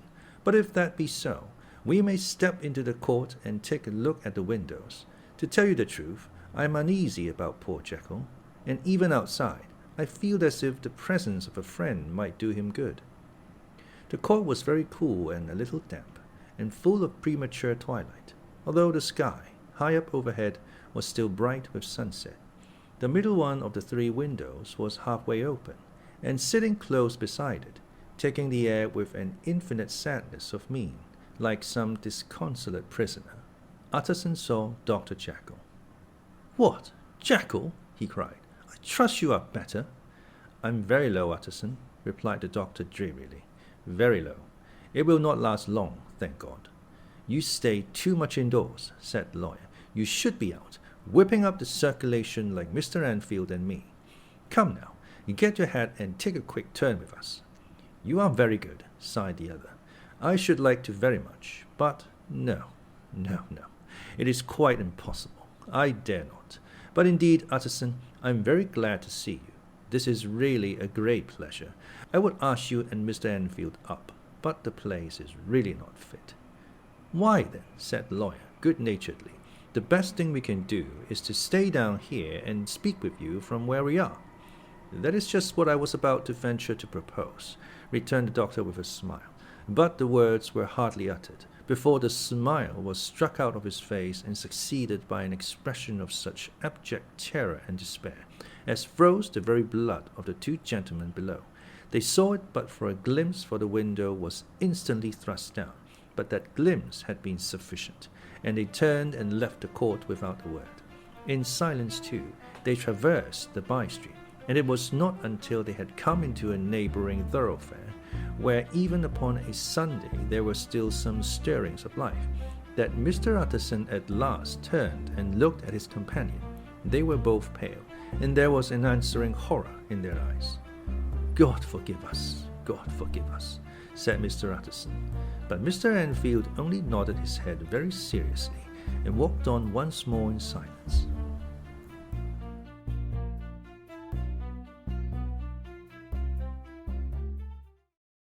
The last night. Mr. Utterson was sitting by his fireside one evening after dinner, when he was surprised to receive a visit from Poole. "Bless me, Poole, what brings you here?" he cried, and then taking a second look at him. "What ails you?" he added. "Is the doctor ill?" "Mr. Utterson," said the man, "there is something wrong." "Take a seat, and there is a glass of wine for you," said the lawyer. "Now take your time, and tell me plainly what you want." "You know the doctor's way, sir," replied Poole, "and how he shuts himself up. Well, he's shut up again in the cabinet, and I don't like it, sir. I wish I may die if I like it. Mr. Utterson, sir, I'm afraid." "Now, my good man," said the lawyer, "be explicit. What are you afraid of?" I've been afraid for about a week, returned Poole, doggedly disregarding the question, and I can bear it no more. The man's appearance amply bore out his words. His manner was altered for the worse, and except for the moment when he had first announced his terror, he had not once looked the lawyer in the face. Even now, he sat with the glass of wine untasted on his knee, and his eyes directed to a corner of the floor. I can bear it no more, he repeated. Come, said the lawyer. I see you have some good reason, Poole. I see there is something seriously amiss. Try to tell me what it is. I think there's been foul play, said Poole hoarsely. Foul play? Cried the lawyer, a good deal frightened and rather inclined to be irritated in consequence. What foul play? What does the man mean? I daren't say, sir, was the answer, but will you come along with me and see for yourself?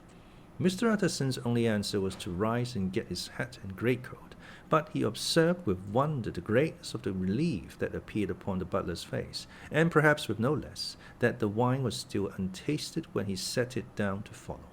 It was a wild, cold, seasonable night of March, with a pale moon lying on her back as though the wind had tilted her, and flying wrack of the most diaphanous and lawny texture. The wind made talking difficult, and flecked the blood into the face.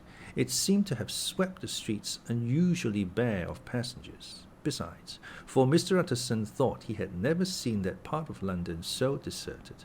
He could have wished it otherwise. Never in his life had he been conscious of so sharp a wish to see and touch his fellow creatures, for, struggle as he might, there was borne in upon his mind a crushing anticipation of calamity. The square, when they got there, was full of wind and dust, and the thin trees in the garden were lashing themselves along the railing.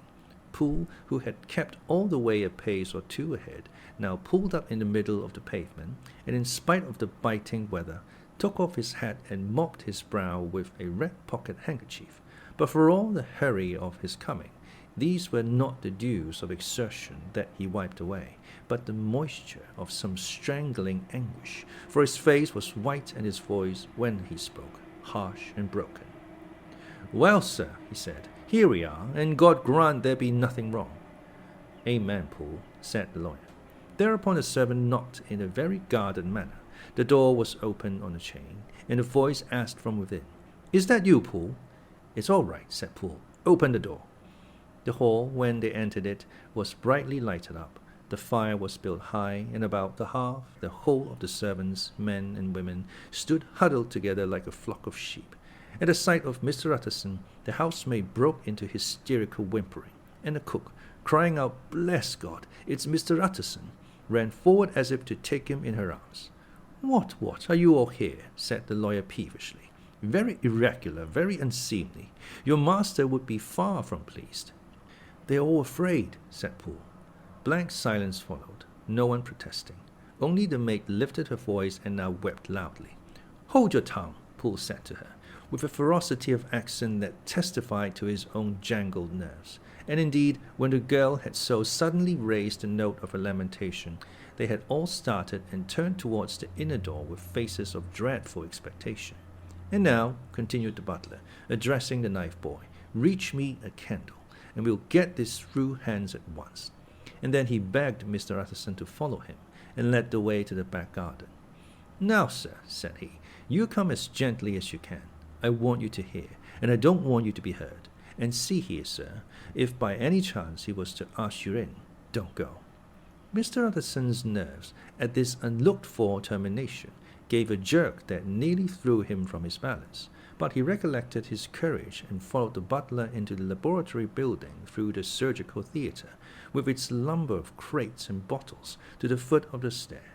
Here Poole motioned him to stand on one side and listen, while he himself, setting down a candle and making a great and obvious call on his resolution, mounted the steps and knocked with a somewhat uncertain hand on the red base of the cabinet door. Mr. Utterson, sir, asking to see you, he called, and even as he did so, once more violently signed to the lawyer to give ear. A voice answered from within. Tell him I cannot see anyone, it said complainingly. Thank you, sir, said Poole, with a note of something like triumph in his voice, and taking up his candle, He led Mr. Utterson back across the yard and into the great kitchen, where the fire was out and the beetles were leaping on the floor. "Sir," he said, looking Mr. Utterson in the eyes, "was that my master's voice?" "It seems much changed," replied the lawyer, very pale, but giving look for look. "Changed? Well, yes, I think so," said the butler. "Have I been 20 years in this man's house to be deceived about his voice? No, sir. Master's made away with. He was made away with 8 days ago, when we heard him cry out upon the name of God, and who's in there instead of him, and why it stays there, is a thing that cries to heaven, Mr. Utterson." "This is a very strange tale, Poole. This is rather a wild tale, my man," said Mr. Utterson, biting his finger. "Suppose it were as you suppose, supposing Dr. Jekyll to have been, well, murdered, what could induce the murderer to stay? That wouldn't hold water. It doesn't commend itself to reason." "Well, Mr. Utterson, you are a hard man to satisfy, but I'll do it yet," said Poole. "All this last week, him, or it, whatever it is that lives in that cabinet, has been trying night and day for some sort of medicine and cannot get it to his mind. It was sometimes his way, the master's, that is, to write his orders on a sheet of paper and throw it on the stair. We've had nothing else this week back, nothing but papers, and a closed door, and the very meals left there to be smuggled in when nobody was looking.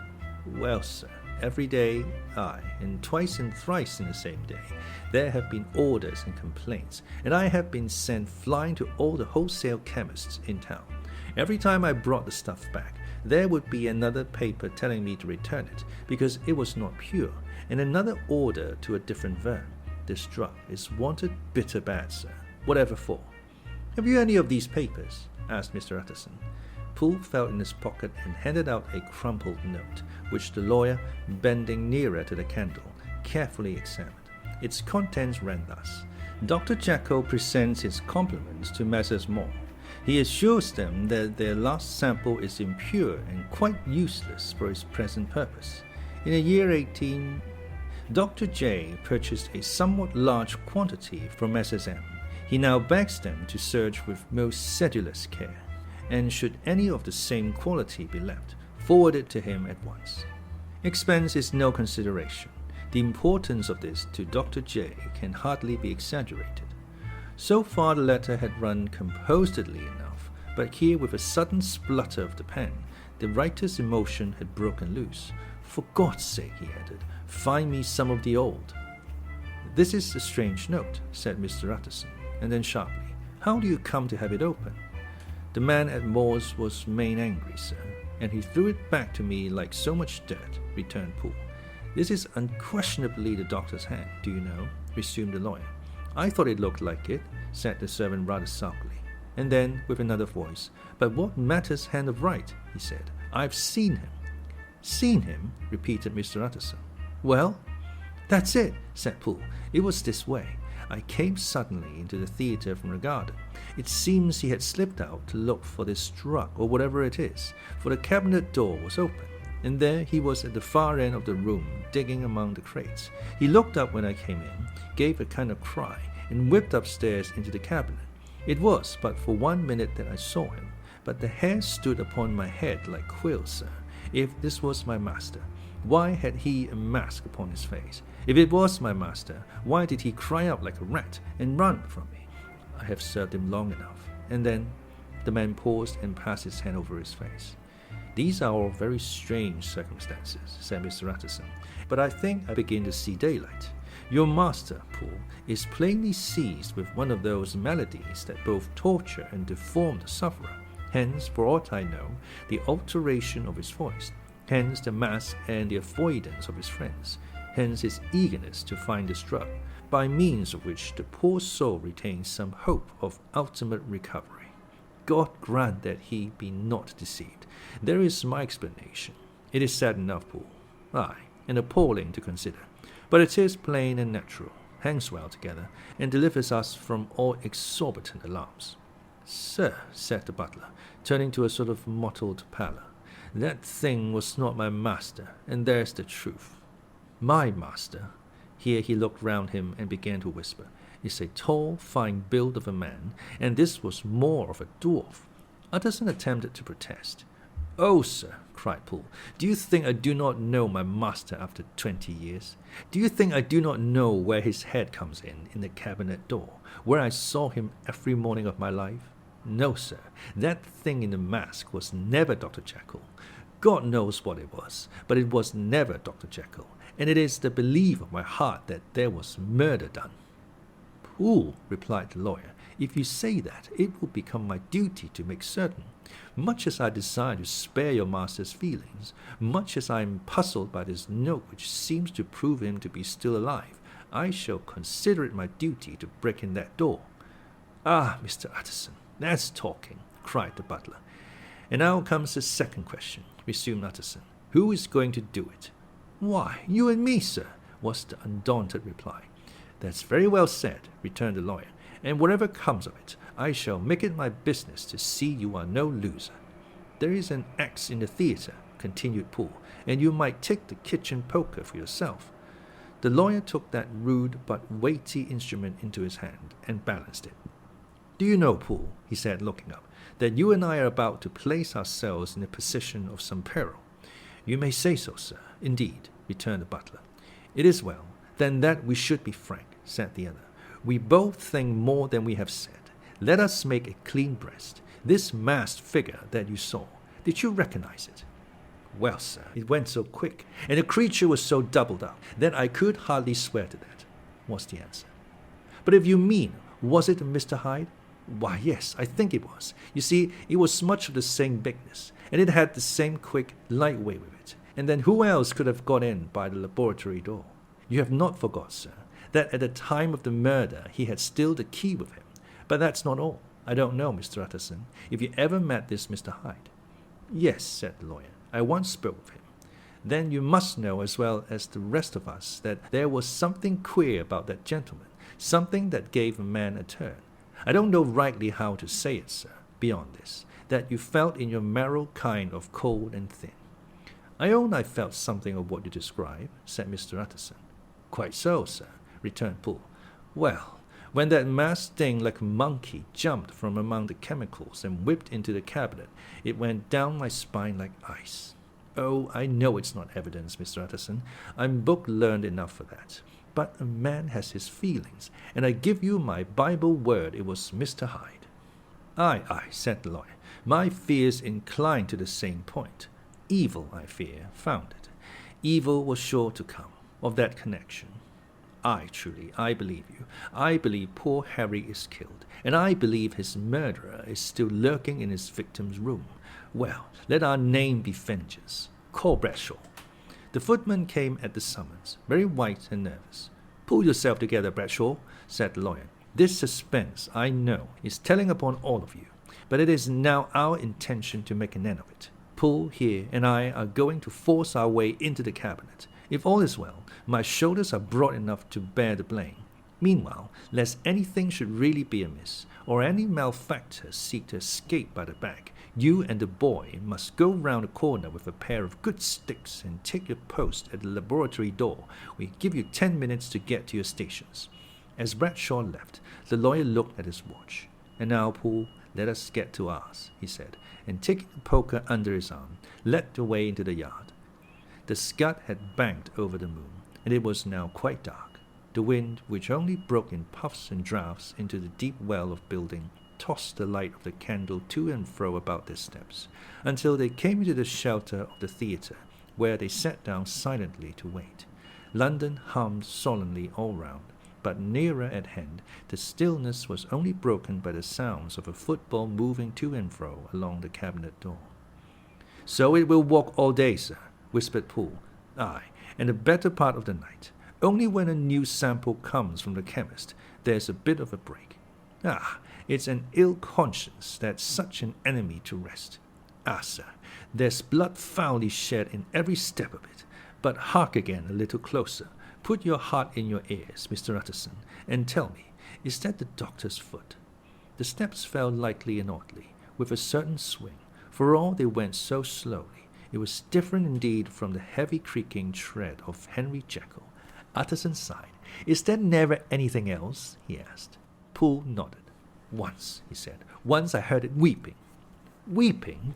How that? Said the lawyer, conscious of a sudden chill of horror. Weeping like a woman or a lost soul, said the butler.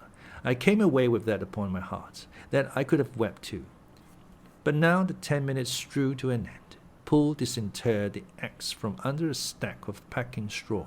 The candle was set upon the nearest table to light them to the attack, and they drew near with bated breath to where that patient foot was still going up and down, in the quiet of the night. Jekyll, cried Utterson, with a loud voice, I demand to see you. He paused a moment, but there came no reply. I give you fair warning. Our suspicions are aroused, and I must and shall see you, he resumed, if not by fair means, then by foul, if not of your consent, then by brute force. Utterson, said the voice, for God's sake, have mercy. Ah, that's not Jekyll's voice, it's Hyde's, cried Utterson. Down with the door, Poole. Poole swung the axe over his shoulder. The blow shook the building, and the red base door leaped against the lock and hinges.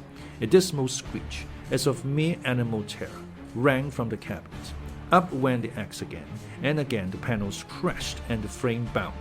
4 times the blow fell, but the wood was tough and the fittings were of excellent workmanship, and it was not until the 5th that the lock burst and the rack of the door fell inwards onto the carpet. The besiegers, appalled by their own riot and the stillness that had succeeded, stood back a little and peered in. There lay the cabinet before their eyes in the quiet lamplight, a good fire glowing and chattering on the hearth, the kettle singing its thin strain, a drawer or two open, papers neatly set forth on the business table, and nearer the fire, the things laid out for tea, the quietest room, you would have said, and, but for the glazed presses full of chemicals, the most commonplace that night in London. Right in the middle there lay the body of a man sorely contorted and still twitching.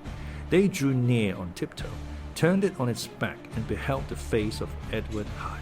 He was dressed in clothes far too large for him, clothes of the doctor's bigness. The cords of his face still moved with a semblance of life, but life was quite gone, and by the crushed file in the hand and the strong smell of kernels that hung upon the air, Utterson knew that he was looking on the body of a self-destroyer. We have come too late, he said sternly, whether to save or punish. Hyde is gone to his account, and it only remains for us to find the body of your master. The far greater proportion of the building was occupied by the theatre, which filled almost the whole ground story and was lighted from above, and by the cabinet, which formed an upper story at one end and looked upon the court. A corridor joined the theatre to the door on the by-street, and with this the cabinet communicated separately by a second flight of stairs. There were besides a few dark closets and a spacious cellar. All these they now thoroughly examined. Each closet needed but a glance, for all were empty, and all, by the dust that fell from their doors, had stood long unopened. The cellar, indeed, was filled with crazy lumber, mostly dating from the times of the surgeon who was Jekyll's predecessor, but even as they opened the door they were advertised of the uselessness of further search by the fall of a perfect mat of cobweb which had for years sealed up the entrance. Nowhere was there any trace of Henry Jekyll, dead or alive. Poole stamped on the flags of the corridor. He must be buried here, he said, hearkening to the sound. Or he may have fled, said Utterson, and he turned to examine the door in the by-street. It was locked, and lying nearby on the flags they found a key, already stained with rust. This does not look like use, observed the lawyer. Use, echoed Poole. Do you not see, sir? It is broken, much as if a man had stamped on it. Aye, continued Utterson, and the fractures too are rusty. The two men looked at each other with a scare. This is beyond me, Poole, said the lawyer. Let us go back to the cabinet. They mounted the stair in silence, and still with an occasional awestruck glance at the dead body, proceeded more thoroughly to examine the contents of the cabinet. At one table there were traces of chemical work, various measured heaps of some white salt being laid on glass saucers, as though for an experiment in which the unhappy man had been prevented. That is the same drug that I was always bringing him, said Poole, and even as he spoke, the kettle with a startling noise boiled over. This brought them to the fireside. where the easy chair was drawn cosily up and the tea things stood ready to the sitter's elbow, the very sugar in the cup. There were several books on a shelf. One lay beside the tea things open, and Utterson was amazed to find it a copy of a pious work, for which Jekyll had several times expressed a great esteem, annotated, and his own hand with startling blasphemies. Next, in the course of their review of the chamber, the searchers came to the cheval glass, into whose depths they looked with an involuntary horror, but it was so turned as to show them nothing but the rosy glow playing on the roof, the fire sparkling in 100 repetitions along the glazed front of the presses, and their own pale and fearful countenances stooping to look in. "This glass has seen some strange things, sir," whispered Poole. "And surely none stranger than itself," echoed the lawyer in the same tones. "For what did Jekyll—" He caught himself up at the word with a start, and then conquering the weakness. "What could Jekyll want with it?" he said. "You may say that," said Poole. Next they turned to the business table. On a desk, among the neat array of papers, a large envelope was uppermost and bore in the doctor's hand the name of Mr. Utterson. The lawyer unsealed it, and several enclosures fell to the floor. The first was a will, drawn in the same eccentric terms as the one which he had returned 6 months before, to serve as a testament in case of death and as a deed of gift in case of disappearance, but in place of the name of Edward Hyde, the lawyer, with indescribable amazement, read the name of Gabriel John Utterson. He looked at Poole, and then back at the paper, and last of all at the dead malefactor stretched upon the carpet. "My head goes round," he said. "He has been all these days in possession. He had no cause to like me. He must have raged to see himself displaced, and he has not destroyed this document." He caught up the next paper. It was a brief note in the doctor's hand and dated at the top. "Oh, Poole," the lawyer cried, "he was alive and here this day. He cannot have been disposed of in so short a space. He must be still alive. He must have fled. And then why fled, and how? And in that case, can we venture to declare this suicide? Oh, we must be careful. I foresee that we may yet involve your master in some dire catastrophe." "Why don't you read it, sir?" asked Poole. "Because I fear," replied the lawyer solemnly. "God grant I have no cause for it." And with that he brought the paper to his eyes and read as follows. "My dear Utterson, when this shall fall into your hands, I shall have disappeared. Under what circumstances I have not the penetration to foresee, but my instinct and all the circumstances of my nameless situation tell me that the end is sure and must be early. Go then, and first read the narrative which Lanyon warned me he was to place in your hands, and if you care to hear more, turn to the confession of your unworthy and unhappy friend, Henry Jekyll." "There was a third enclosure?" asked Utterson. "Here, sir," said Poole, and gave into his hands a considerable packet sealed in several places. The lawyer put it in his pocket. "I would say nothing of this paper. If your master has fled or is dead, we may at least save his credit. It is now 10. I must go home and read these documents in quiet, but I shall be back before midnight, when we shall send for the police." They went out, locking the door of the theatre behind them, and Utterson, once more leaving the servants gathered about the fire in the hall, trudged back to his office to read the 2 narratives in which this mystery was now to be explained.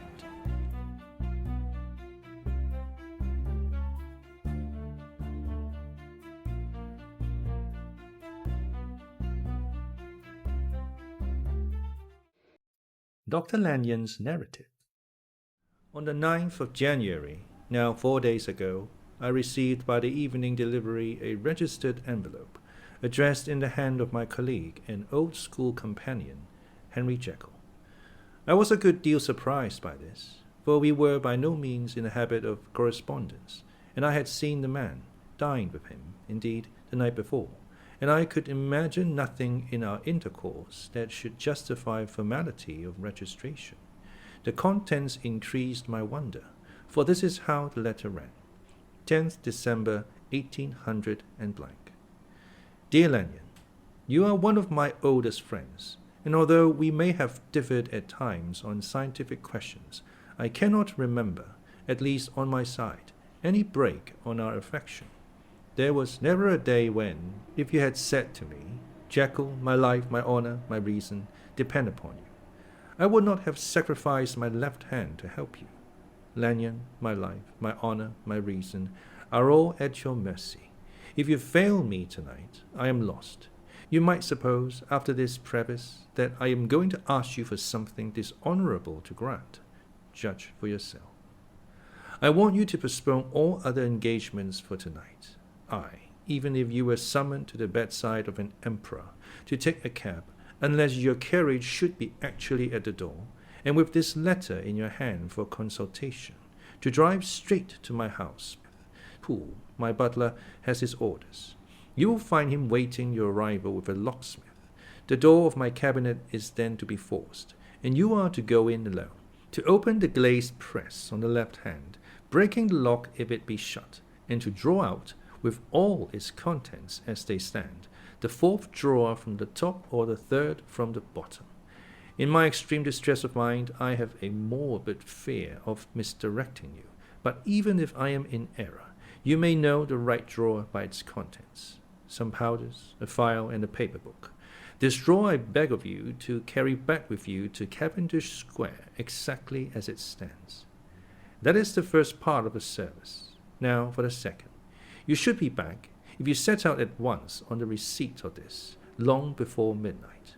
But I will leave you that amount of margin, not only in the fear of one of those obstacles that can neither be prevented nor foreseen, but because an hour when your servants are in bed is to be preferred for what will then remain to do. At midnight, then, I have to ask you to be alone in your consulting room, to admit with your own hand into the house a man who will present himself in my name, and to place in his hands the drawer that you will have brought with you from my cabinet. Then you will have played your part and earned my gratitude completely.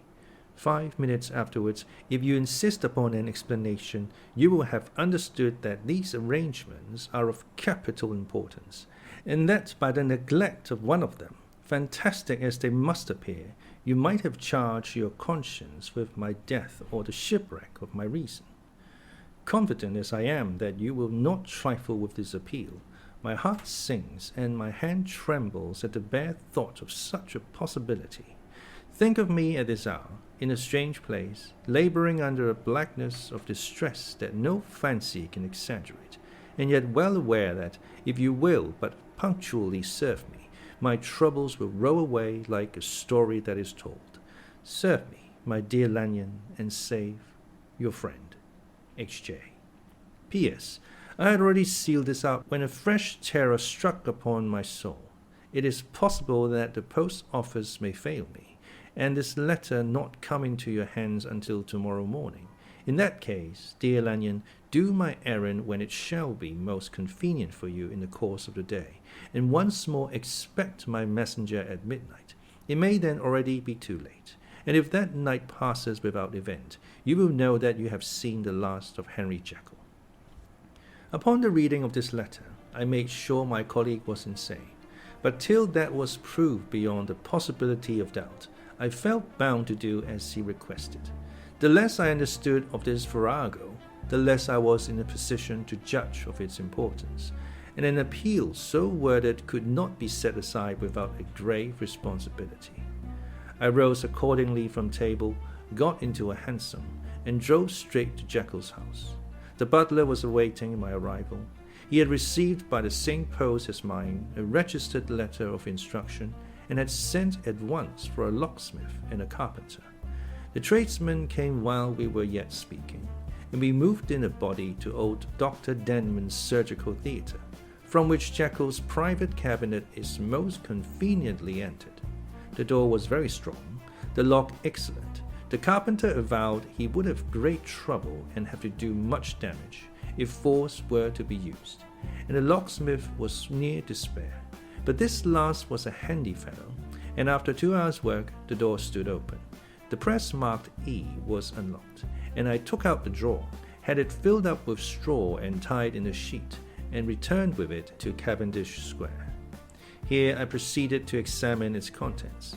The powders were neatly enough made up, but not with the nicety of the dispensing chemist, so that it was plain they were of Jekyll's private manufacture. And when I opened one of the wrappers, I found that seemed to me a simple crystalline salt of a white color.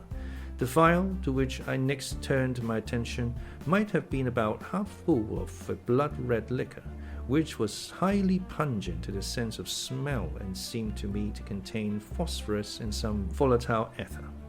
At the other ingredients I could make no guess. The book was an ordinary version book and contained little but a series of dates. These covered a period of many years, but I observed that the entry ceased nearly a year ago and quite abruptly. Here and there a brief remark was appended to a date, usually no more than a single word, double, occurring perhaps 6 times in a total of several hundred entries, and once very early in the list and followed by several marks of exclamation. Total failure. All this, though it whetted my curiosity, told me little that was definite. Here were a vial of some salt, and a record of a series of experiments that had led to no end of practical usefulness. How could the presence of these articles in my house affect either the honor, the sanity, or the life of my flighty colleague? If his messenger could go to one place, why could he not go to another? And even granting some impediment, why was this gentleman to be received by me in secret? The more I reflected, the more convinced I grew that I was dealing with a case of cerebral disease. And though I dismissed my servants to bed, I loaded an old revolver, that I might be found in some posture of self-defense. 12 o'clock had scarce rung out over London, ere the knocker sounded very gently on the door. I went myself at the summons, and found a small man crouching against the pillars of the portico. "Are you come from Dr. Jekyll?" I asked. He told me yes by a constrained gesture, and when I had bidden him enter, he did not obey me without a searching backward glance into the darkness of the square. There was a policeman not far off, advancing with his bull's-eye open, and at the sight I thought my visitor started and made greater haste. These particulars struck me, I confess, disagreeably, and as I followed him into the bright light of the consulting room, I kept my hand ready on my weapon. Here, at last, I had a chance of clearly seeing him. I had never set eyes on him before, so much was certain. He was small, as I have said. I was struck besides with the shocking expression of his face, with his remarkable combination of great muscular activity and great apparent debility of constitution, and last but not least, with the odd subjective disturbance caused by his neighborhood. This bore some resemblance to incipient rigor, and was accompanied by a marked sinking of the pulse. At the time I set it down to some idiosyncratic personal distaste, and merely wondered at the acuteness of the symptoms. But I have since had reason to believe the cause to lie much deeper in the nature of man, and to turn on some nobler hinge than the principle of hatred. This person was dressed in a fashion that would have made an ordinary person laughable. His clothes, that is to say, although they were of rich and sober fabric, were enormously too large for him in every measurement, the trousers hanging on his legs and rolled up to keep them from the ground, the waist of the coat below his haunches, and the collar sprawling wide upon his shoulders. Strange to relate, this ludicrous accoutrement was far from moving me to laughter, rather as there was something abnormal and misbegotten in the very essence of the creature that now faced me, something seizing, surprising, and revolting. This fresh disparity seemed but to fit in with and to reinforce it, so that to my interest in the man's nature and character there was added a curiosity as to his origin, his life, his fortune, and status in the world. These observations, though they have taken so great a space to be set down in, were yet the work of a few seconds. My visitor was, indeed, on fire with sombre excitement. "Have you got it?" he cried. "Have you got it?" And so lively was his impatience that he even laid his hand upon my arm and sought to shake me. I put him back, conscious at his touch of a certain icy pang along my blood. "Come, sir," said I, "you forget that I have not yet the pleasure of your acquaintance. Be seated, if you please." And I showed him an example, and sat down myself in my customary seat, and with as fair an imitation of my ordinary manner to a patient, as the lateness of the hour, the nature of my preoccupations, and the horror I had of my visitor, would suffer me to muster. "I beg your pardon, Dr. Lanyon," he replied civilly enough. "What you say is very well founded, and my impatience has shown its heels to my politeness. I come here at the instance of your colleague, Dr. Henry Jekyll, on a piece of business of some moment, and I understood." He paused and put his hand to his throat, and I could see, in spite of his collected manner, that he was wrestling against the approaches of the hysteria. I understood a draw. But here I took pity on my visitor's suspense, and some perhaps on my own growing curiosity. "There it is, sir," said I, pointing to the drawer, where it lay on the floor behind a table and still covered with the sheet. He sprang to it, and then paused, and laid his hand upon his heart. I could hear his teeth grate with the convulsive action of his jaws, and his face was so ghastly to see that I grew alarmed both for his life and reason. "Compose yourself," said I. He turned a dreadful smile to me, and as if with the decision of despair, plucked away the sheet. At sight of the contents, he uttered one loud sob of such immense relief that I sat petrified. At the next moment, in a voice that was already fairly well under control, "Have you a graduated glass?" he asked. I rose from my place with something of an effort and gave him what he asked. He thanked me with a smiling nod, measured out a few minims of the red tincture, and added one of the powders. The mixture, which was at first of a reddish hue, began, in proportion as the crystals melted, to brighten in color, to effervesce audibly, and to throw off small fumes of vapor. Suddenly, and at the same moment, the ebullition ceased, and the compound changed to a dark purple, which faded again more slowly to a watery green. My visitor, who had watched these metamorphoses with a keen eye, smiled, set down the glass upon the table, and then turned and looked upon me with an air of scrutiny. "And now," said he, "to settle what remains. Will you be wise? Will you be guided? Will you suffer me to take this glass in my hand and to go forth from your house without further parley? Or has the greed of curiosity too much command of you? Think before you answer, for it shall be done as you decide. As you decide, you shall be left as you were before, and neither richer nor wiser, unless the sense of service rendered to a man in mortal distress may be counted as a kind of riches of the soul.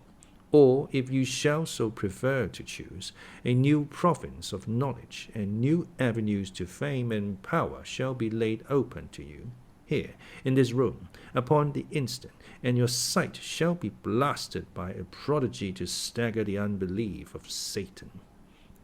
"Sir," said I, affecting a coolness that I was far from truly possessing, "you speak enigmas, and you will perhaps not wonder that I hear you with no very strong impression of belief, but I have gone too far in the way of inexplicable services to pause before I see the end."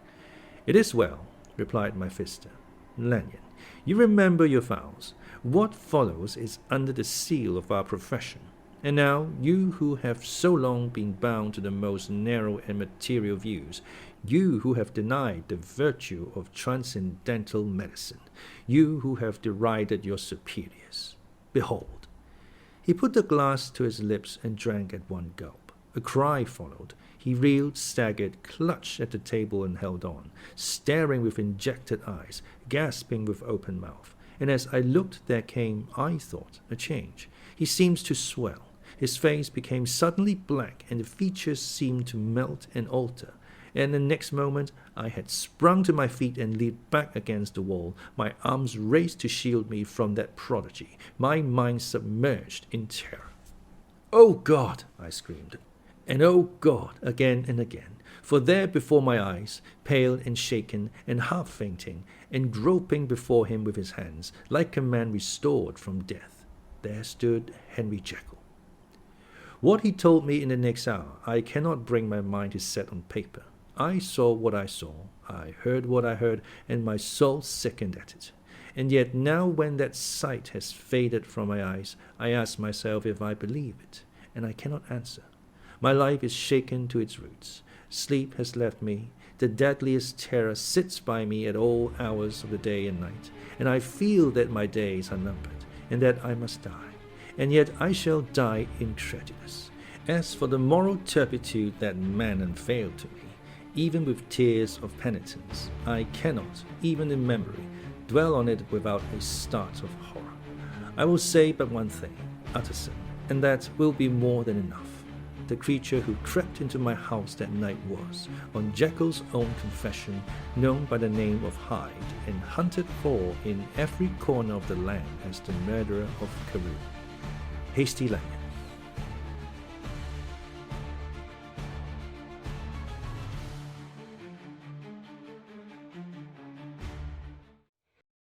Henry Jekyll's full statement of the case.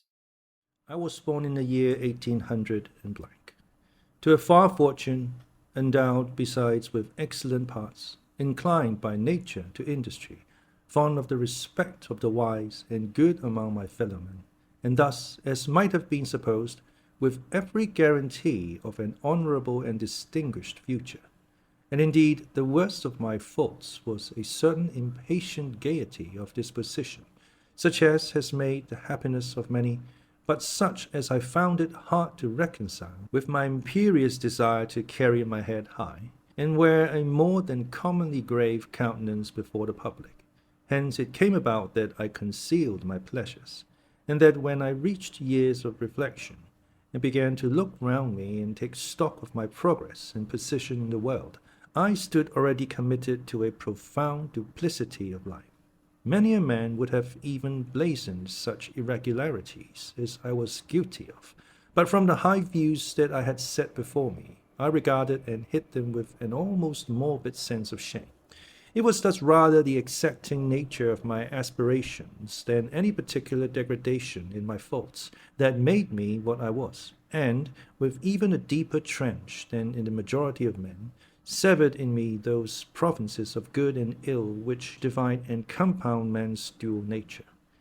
In this case I was driven to reflect deeply and inveterately on that hard law of life, which lies at the root of religion and is one of the most plentiful springs of distress. Though so profound a double-dealer, I was in no sense a hypocrite. Both sides of me were in dead earnest. I was no more myself when I laid aside restraint and plunged in shame, than when I laboured, in the eye of day, at the furtherance of knowledge or the relief of sorrow and suffering. And it chanced that the direction of my scientific studies, which led wholly towards the mystic and the transcendental, reacted and shed a strong light on this consciousness of the perennial war among my members. With every day, and from both sides of my intelligence, the moral and the intellectual, I thus drew steadily nearer to that truth, by whose partial discovery I have been doomed to such a dreadful shipwreck. The man is not truly one, but truly two. I say two, because the state of my own knowledge does not pass beyond that point. Others will follow, others will outstrip me on the same lines, and I hazard the guess that man will be ultimately known for a mere polity of multifarious, incongruous, and independent denizens. I, for my part, from the nature of my life, advanced invaluably in one direction and in one direction only. It was on the moral side, and in my own person, that I learned to recognize the thorough and primitive duality of men. I saw that, of the two natures that contended in the field of my consciousness, even if I could rightly be said to be either, it was only because I was radically both, and from an early date, even before the course of my scientific discoveries had begun to suggest the most naked possibility of such a miracle, I had learned to dwell with pleasure, as a beloved daydream, on the thought of the separation of these elements. If each, I told myself, could be housed in separate identities, life would be relieved of all that was unbearable.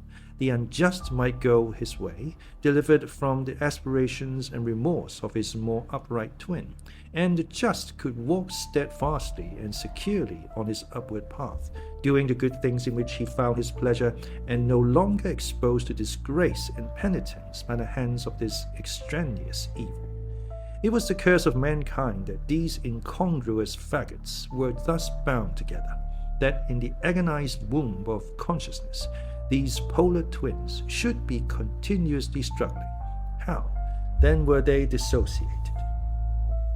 I was so far in my reflections when, as I have said, a side light began to shine upon the subject from the laboratory table. I began to perceive more deeply than it has ever yet been stated the trembling immateriality, the mist-like transience of this seemingly so solid body in which we walk attired.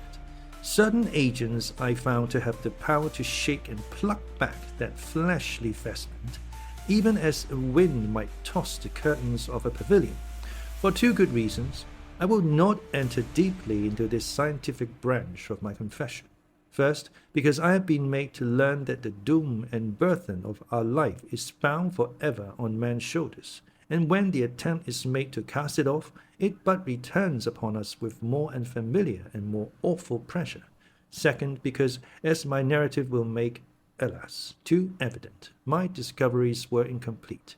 Enough, then, that I not only recognized my natural body from the mere aura and effulgence of certain of the powers that made up my spirit, but managed to compound a drug by which these powers should be dethroned from their supremacy, and a second form and countenance substituted, none the less natural to me because they were the expression, and bore the stamp of lower elements in my soul.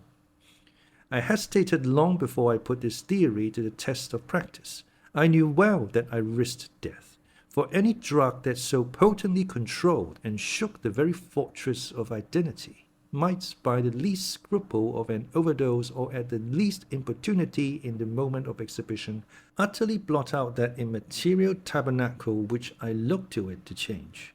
But the temptation of a discovery so singular and profound at last overcame the suggestions of alarm.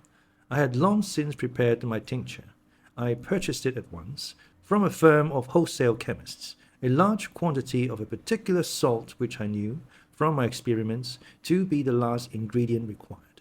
And late one accursed night, I compounded the elements, watched them boil and smoke together in the glass, and when the ebullition had subsided, with a strong glow of courage, drank off the potion.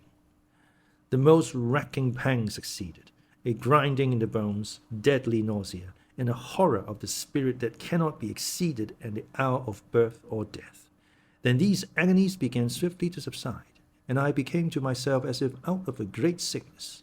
There was something strange in my sensations, something indescribably new, and, from its very novelty, incredibly sweet. I felt younger, lighter, happier in body. Within I was conscious of a heady recklessness, a current of disordered sensual images running like a mill race in my fancy, a solution of the bonds of obligation, an unknown but not an innocent freedom of the soul. I knew myself, at the first breath of this new life, to be more wicked, tenfold more wicked, sold a slave to my original evil, and the thought, in that moment, braced and delighted me like wine. I stretched out my hands, exulting in the freshness of these sensations, and in the act I was suddenly aware that I had lost in stature. There was no mirror, at that date, in my room. That which stands beside me as I write was brought there later on, and for the very purpose of these transformations. The night, however, was far gone into the morning. The morning, black as it was nearly ripe for the conception of the day. The inmates of my house were locked in the most rigorous hours of slumber, and I determined, flushed as I was with hope and triumph, to venture in my new shape as far as to my bedroom. I crossed the yard wherein the constellations looked down upon me. I could have thought, with wonder, the first creature of that sort that their unsleeping vigilance had yet disclosed to them. I stole through the corridors, a stranger in my own house, and coming to my room, I saw for the first time the appearance of Edward Hyde. I must here speak by theory alone, saying not that which I know, but that which I suppose to be most probable. The evil side of my nature, to which I had now transferred the stamping efficacy, was less robust and less developed than the good which I had just deposed. Again, in the course of my life, which had been, after all, 9/10 a life of effort, virtue, and control, it had been much less exercised and much less exhausted. And hence, as I think, it came about that Edward Hyde was so much smaller, slighter, and younger than Henry Jekyll, even as good shone upon the countenance of the one, evil was written broadly and plainly on the face of the other. Evil, besides, had left on that body an imprint of deformity and decay. And yet when I looked upon the ugly idol in the glass, I was conscious of no repugnance, rather of a leap of welcome. This, too, was myself. It seemed natural and human. In my eyes it bore a livelier image of the spirit. It seemed more express and single than the imperfect and divided countenance I had been hitherto accustomed to call mine. And in so far I was doubtless right. I have observed that when I wore the semblance of Edward Hyde, none could come near to me at first without a visible misgiving of the flesh. This, as I take it, was because all human beings, as we meet them, are commingled out of good and evil, and Edward Hyde, alone in the ranks of mankind, was pure evil. I lingered but a moment at the mirror. The second and conclusive experiment had yet to be attempted. It yet remained to be seen if I had lost my identity beyond redemption and must flee before daylight from a house that was no longer mine. And hurrying back to my cabinet, I once more prepared and drank the cup, once more suffered the pangs of dissolution, and came to myself once more with the character, the stature, and the face of Henry Jekyll. That night I had come to the fatal crossroads. Had I approached my discovery in a more noble spirit, had I risked the experiment while under the empire of generous or pious aspirations, all must have been otherwise, and from these agonies of death and birth, I had come forth an angel instead of a fiend. The drug had no discriminating action. It was neither diabolical nor divine. It but shook the doors of the prison house of my disposition, and like the captives of Philippi, that which stood within ran forth. At that time my virtue slumbered. My evil, kept awake by ambition, was alert and swift to seize the occasion, and the thing that was projected was Edward Hyde. Hence, although I had now two characters as well as two appearances, one was wholly evil, and the other was still the old Henry Jekyll, that incongruous compound of whose reformation and improvement I had already learned to despair. The movement was thus wholly toward the worse. Even at that time, I had not conquered my aversions to the dryness of a life of study. I would still be merrily disposed at times, and as my pleasures were undignified, and I was not only well known and highly considered, but growing towards the elderly man, this incoherency of my life was daily growing more unwelcome. It was on this side that my new power tempted me until I fell in slavery. I had but to drink the cup, to doff at once the body of the noted professor, and to assume, like a thick cloak, that of Edward Hyde. I smiled at the notion. It seemed to me at the time to be humorous, and I made my preparations with the most studious care. I took and furnished that house in Soho to which Hyde was tracked by the police, and engaged as a housekeeper a creature whom I knew well to be silent and unscrupulous. On the other side, I announced to my servants that a Mr. Hyde was to have full liberty and power about my house in the square, and to parry mishaps, I even called and made myself a familiar object in my second character. I next drew up that will to which you so much objected, so that if anything befell me in the person of Dr. Jekyll, I could enter on that of Edward Hyde without pecuniary loss. And thus fortified, as I supposed, on every side, I began to profit by the strange immunities of my position. Men have before hired bravos to transact their crimes, while their own person and reputation sat under shelter. I was the first that ever did so for his pleasures. I was the first that could plot in the public eye with a load of genial respectability, and in a moment, like a schoolboy, strip off these lendings and spring headlong into the sea of liberty. But for me, in my impenetrable mantle, the safety was complete. Think of it. I did not even exist. Let me but escape into my laboratory door, Give me but a second or two to mix and swallow the draught that I had always standing ready, and whatever he had done, Edward Hyde would pass away like the stain of breath upon a mirror, and there in his stead, quietly at home, trimming the mid-light lamp in his study, a man who could afford to laugh at suspicion, would be Henry Jekyll. The pleasures which I had haste to seek in my disguise were, as I have said, undignified. I would scarce use a harder term, but in the hands of Edward Hyde they soon began to turn toward the monstrous. When I would come back from these excursions, I was often plunged into a kind of wonder at my vicarious depravity. This familiar that I called out of my own soul, and sent forth alone to do his good pleasure, was a being inherently malign and villainous. His every act and thought centered on self, drinking with pleasure with bestial avidity from any degree of torture to another, relentless like a man of stone. Henry Jekyll stood at times aghast before the acts of Edward Hyde, but the situation was apart from ordinary laws, and insidiously relaxed the grasp of conscience. It was Hyde, after all, and Hyde alone, that was guilty. Jekyll was no worse. He woke again to his good qualities seemingly unimpaired. He would even make haste, where it was possible, to undo the evil done by Hyde, and thus his conscience slumbered. Into the details of the infamy in which I thus connived, I have no design of entering. I mean but to point out the warnings and the successive steps with which my chastisement approached. I met with one accident which, as it brought on no consequence, I shall no more than mention. An act of cruelty to a child aroused against me the anger of a passer-by, whom I recognized the other day in the person of your kinsman. The doctor and the child's family joined him.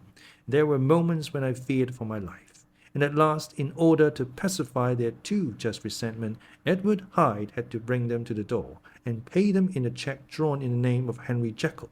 But this danger was easily eliminated from the future, by opening an account at another bank in the name of Edward Hyde himself, and when, by sloping my own hand backward, I had supplied my double with a signature, I thought I sat beyond the reach of fate. Some 2 months before the murder of Sir Danvers, I had been out for one of my adventures, had returned at a late hour, and woke the next day in bed with somewhat odd sensations. It was in vain I looked about me. In vain I saw the decent furniture and tall proportions of my room in the square. In vain that I recognized the pattern of the bed curtains and the design of the mahogany frame. Something still kept insisting that I was not where I was, that I had not wakened where I seemed to be, but in the little room in Soho where I was accustomed to sleep in the body of Edward Hyde. I smiled to myself, and in my psychological way began lazily to inquire into the elements of this illusion. Occasionally, even as I did so, dropping back into a comfortable morning doze. I was still so engaged when, in one of my more wakeful moments, my eyes fell upon my hand. Now the hand of Henry Jekyll was professional in shape and size. It was large, firm, white, and comely. But the hand which I now saw clearly enough in the yellow light of a mid-London morning, lying half shut on the bedclothes, was lean, corded, knuckly, of a dusky pallor, and thickly shaded with a small growth of hair. It was the hand of Edward Hyde.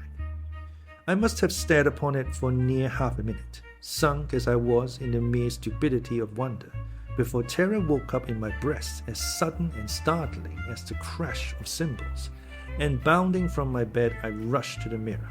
At the sight that met my eyes, my blood was changed into something exquisitely thin and icy. Yes, I had gone to bed Henry Jekyll. I had awakened Edward Hyde. How was this to be explained? I asked myself, and then, with another bound of terror, how was it to be remedied? It was well on in the morning. The servants were up. All my drugs were in the cabinet. A long journey down 2 pairs of stairs, through the back passage, across the open court, and through the anatomical theatre, from where I was then standing horror-struck. It might indeed be possible to cover my face, but of what use was that, when I was unable to conceal the alteration in my stature? And then, with an overpowering sweetness of relief, it came back upon my mind that the servants were already used to the coming and going of my second self. I had soon dressed, as well as I was able, in clothes of my own size. had soon passed through the house, where Bradshaw stared and drew back in seeing Mr. Hyde at such an hour and in such a strange array, and 10 minutes later Dr. Jekyll had returned to his own shape and was sitting down, with a darkened brow, to make a feint of breakfasting. Small indeed was my appetite. This inexplicable instant, this reversal of my previous experience, seemed, like the Babylonian figure on the wall, to be spelling out the letters of my judgment, and I began to reflect more seriously than ever before on the issues and possibilities of my double existence. That part of me which I had the power of projecting had lately been much exercised and nourished.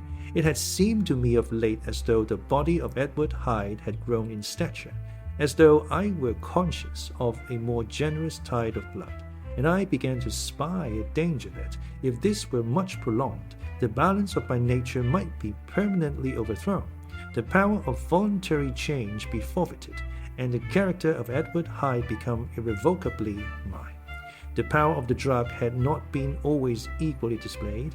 Once, very early in my career, it had totally failed me. Since then I had been obliged on more than one occasion to double, and once, with infinite risk of death, to treble the amount, and these rare uncertainties had cast hitherto the sole shadow on my contentment. Now, however, and in the light of that morning's accident, I was led to remark that whereas, in the beginning, the difficulty had been to throw off the body of Jekyll, it had of late gradually but decidedly transferred itself to the other side. All things therefore seemed to point to this, that I was slowly losing hold of my original and better self, and becoming slowly incorporated with my second and worse. Between these two, I now felt I had to choose. My two natures had memory in common, but all other faculties were most unequally shared between them. Jekyll, now with the most sensitive apprehensions, now with a greedy gusto, projected and shared in the pleasures and adventures of Hyde. But Hyde was indifferent to Jekyll, or but remembered him as the mountain bandit remembers the cavern in which he conceals himself from pursuit. Jekyll had more than a father's interest. Hyde had more than a son's indifference. To cast in my lot with Jekyll was to die to those appetites which I had long secretly indulged and had of late begun to pamper.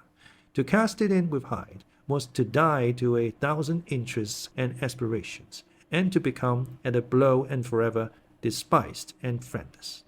The bargain might appear unequal, but there was still another consideration in the scales.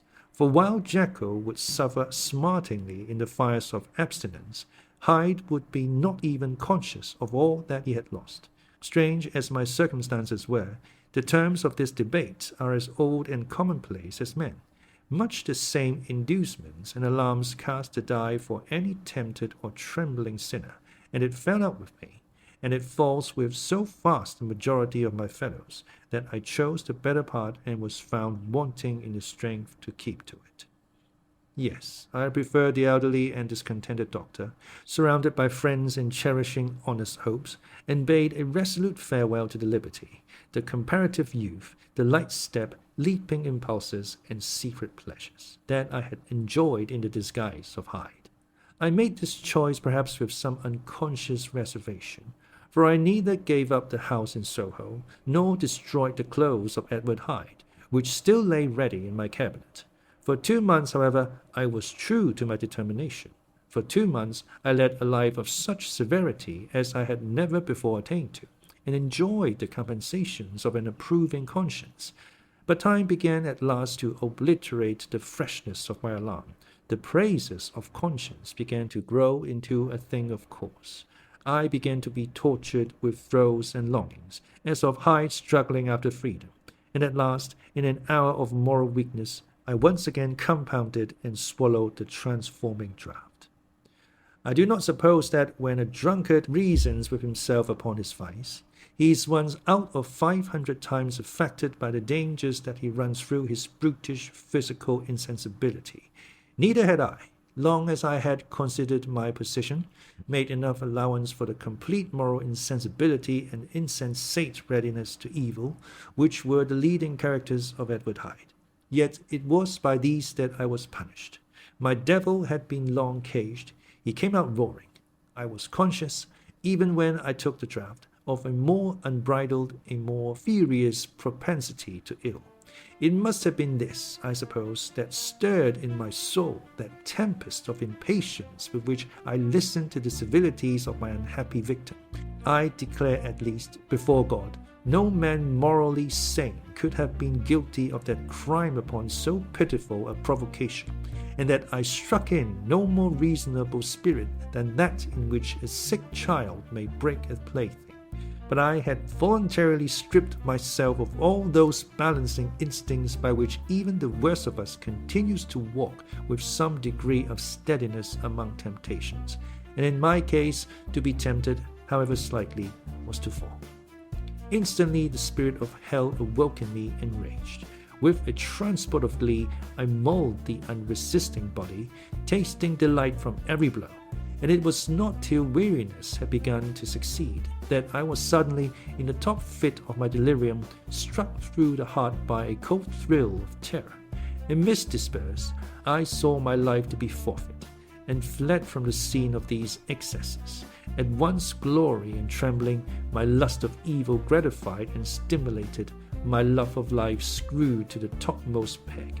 I ran to the house in Soho and destroyed my papers. Thence I set out through the lamp-lit streets in the same divided ecstasy of mind, gloating on my crime, light-headedly devising others in the future, and yet still hastening and still hearkening in my wake for the steps of the avenger.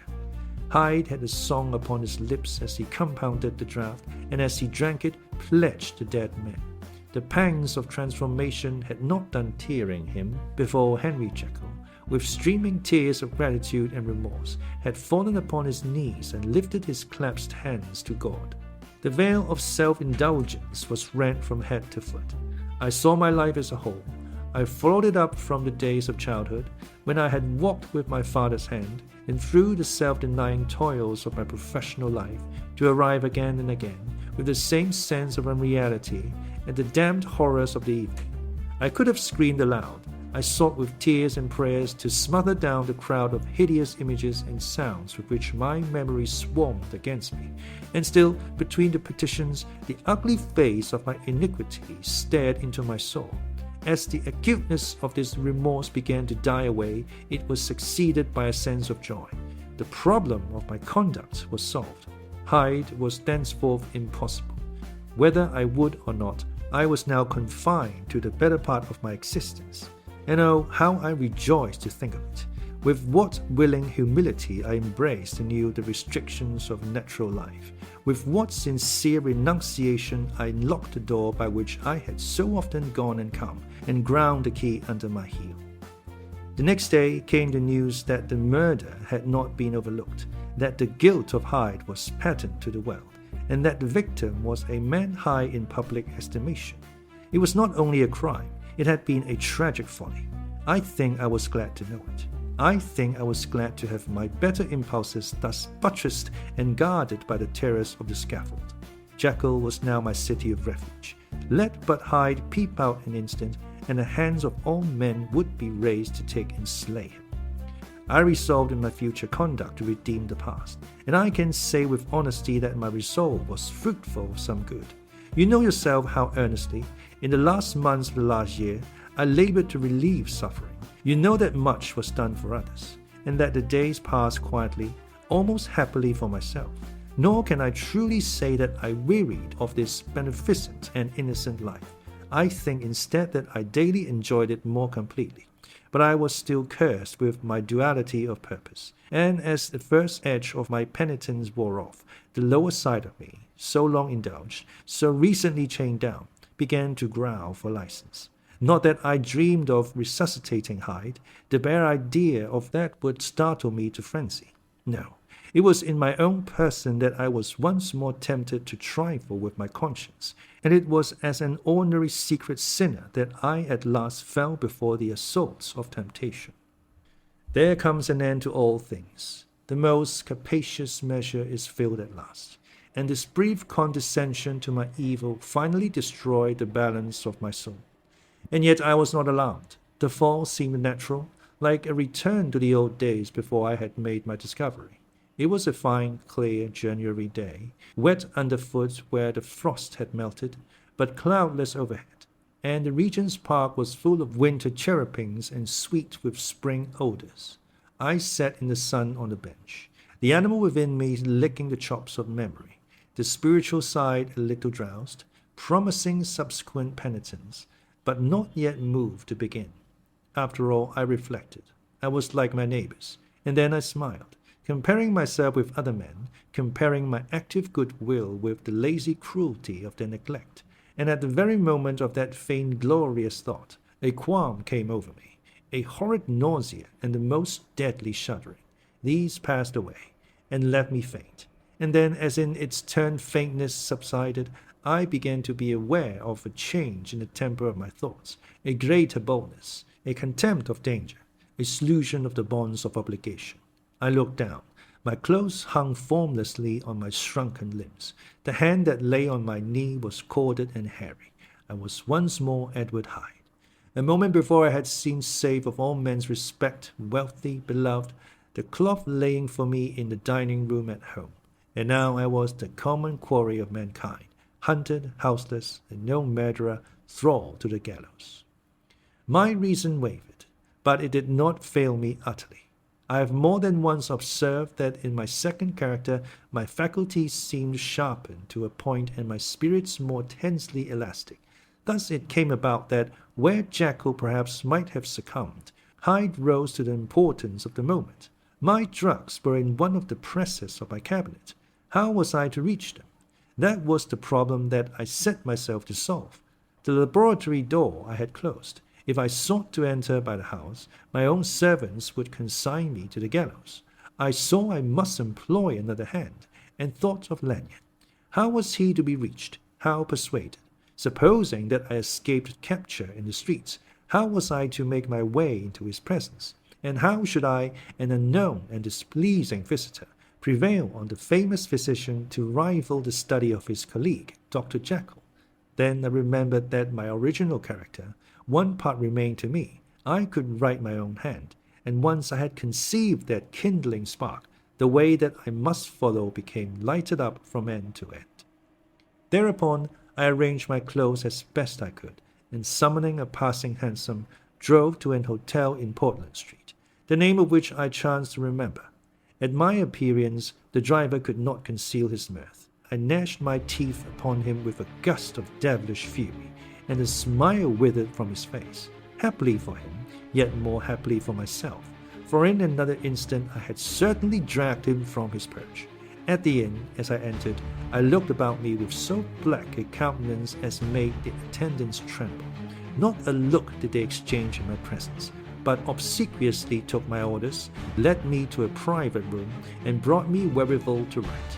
Hyde, in danger of his life, was a creature new to me, shaken with inordinate anger, strung to the pitch of murder, lusting to inflict pain.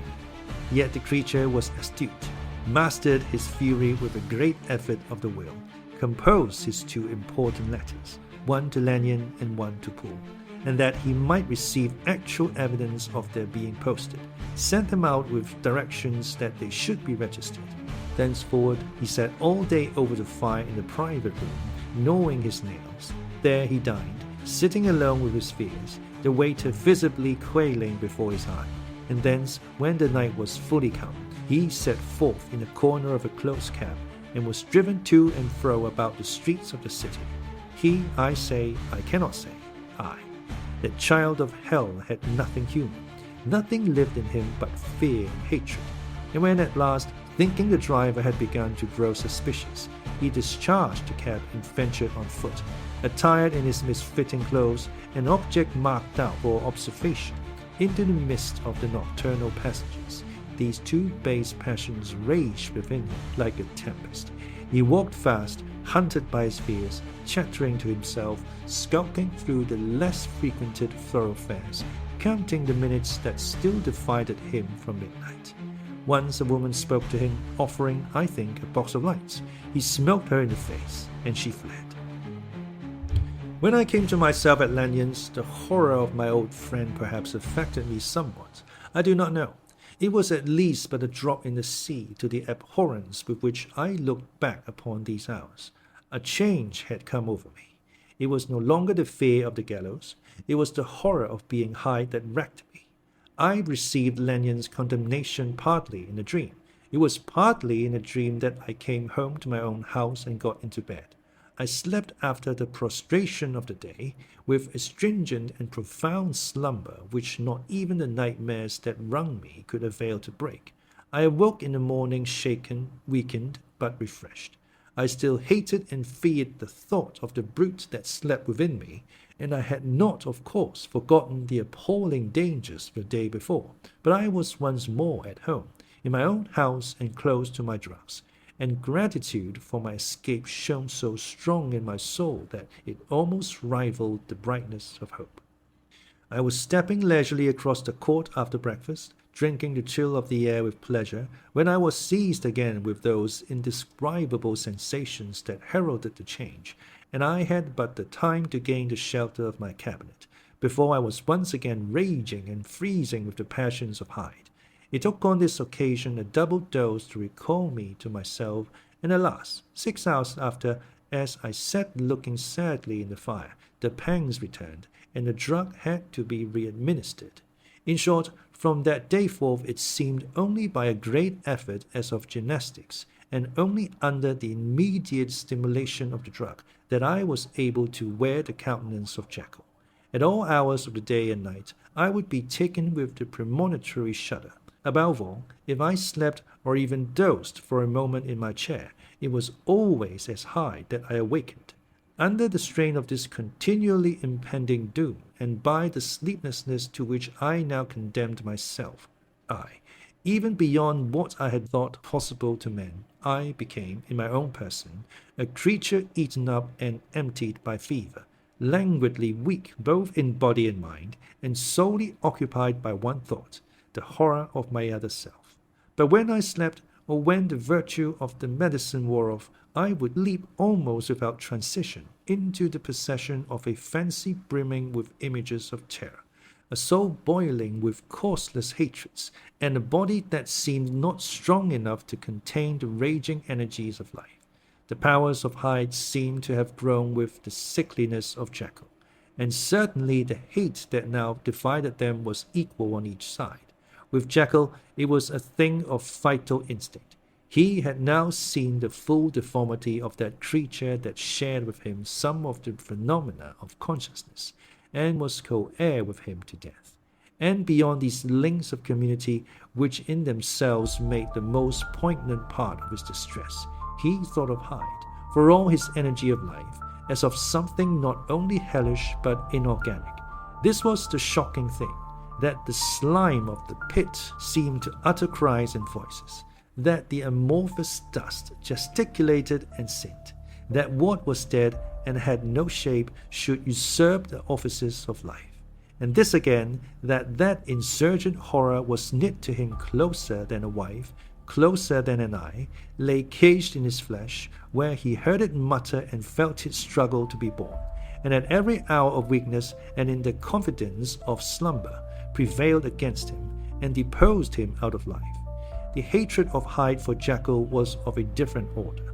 His terror of the gallows drove him continually to commit temporary suicide and return to his subordinate station of the part instead of a person.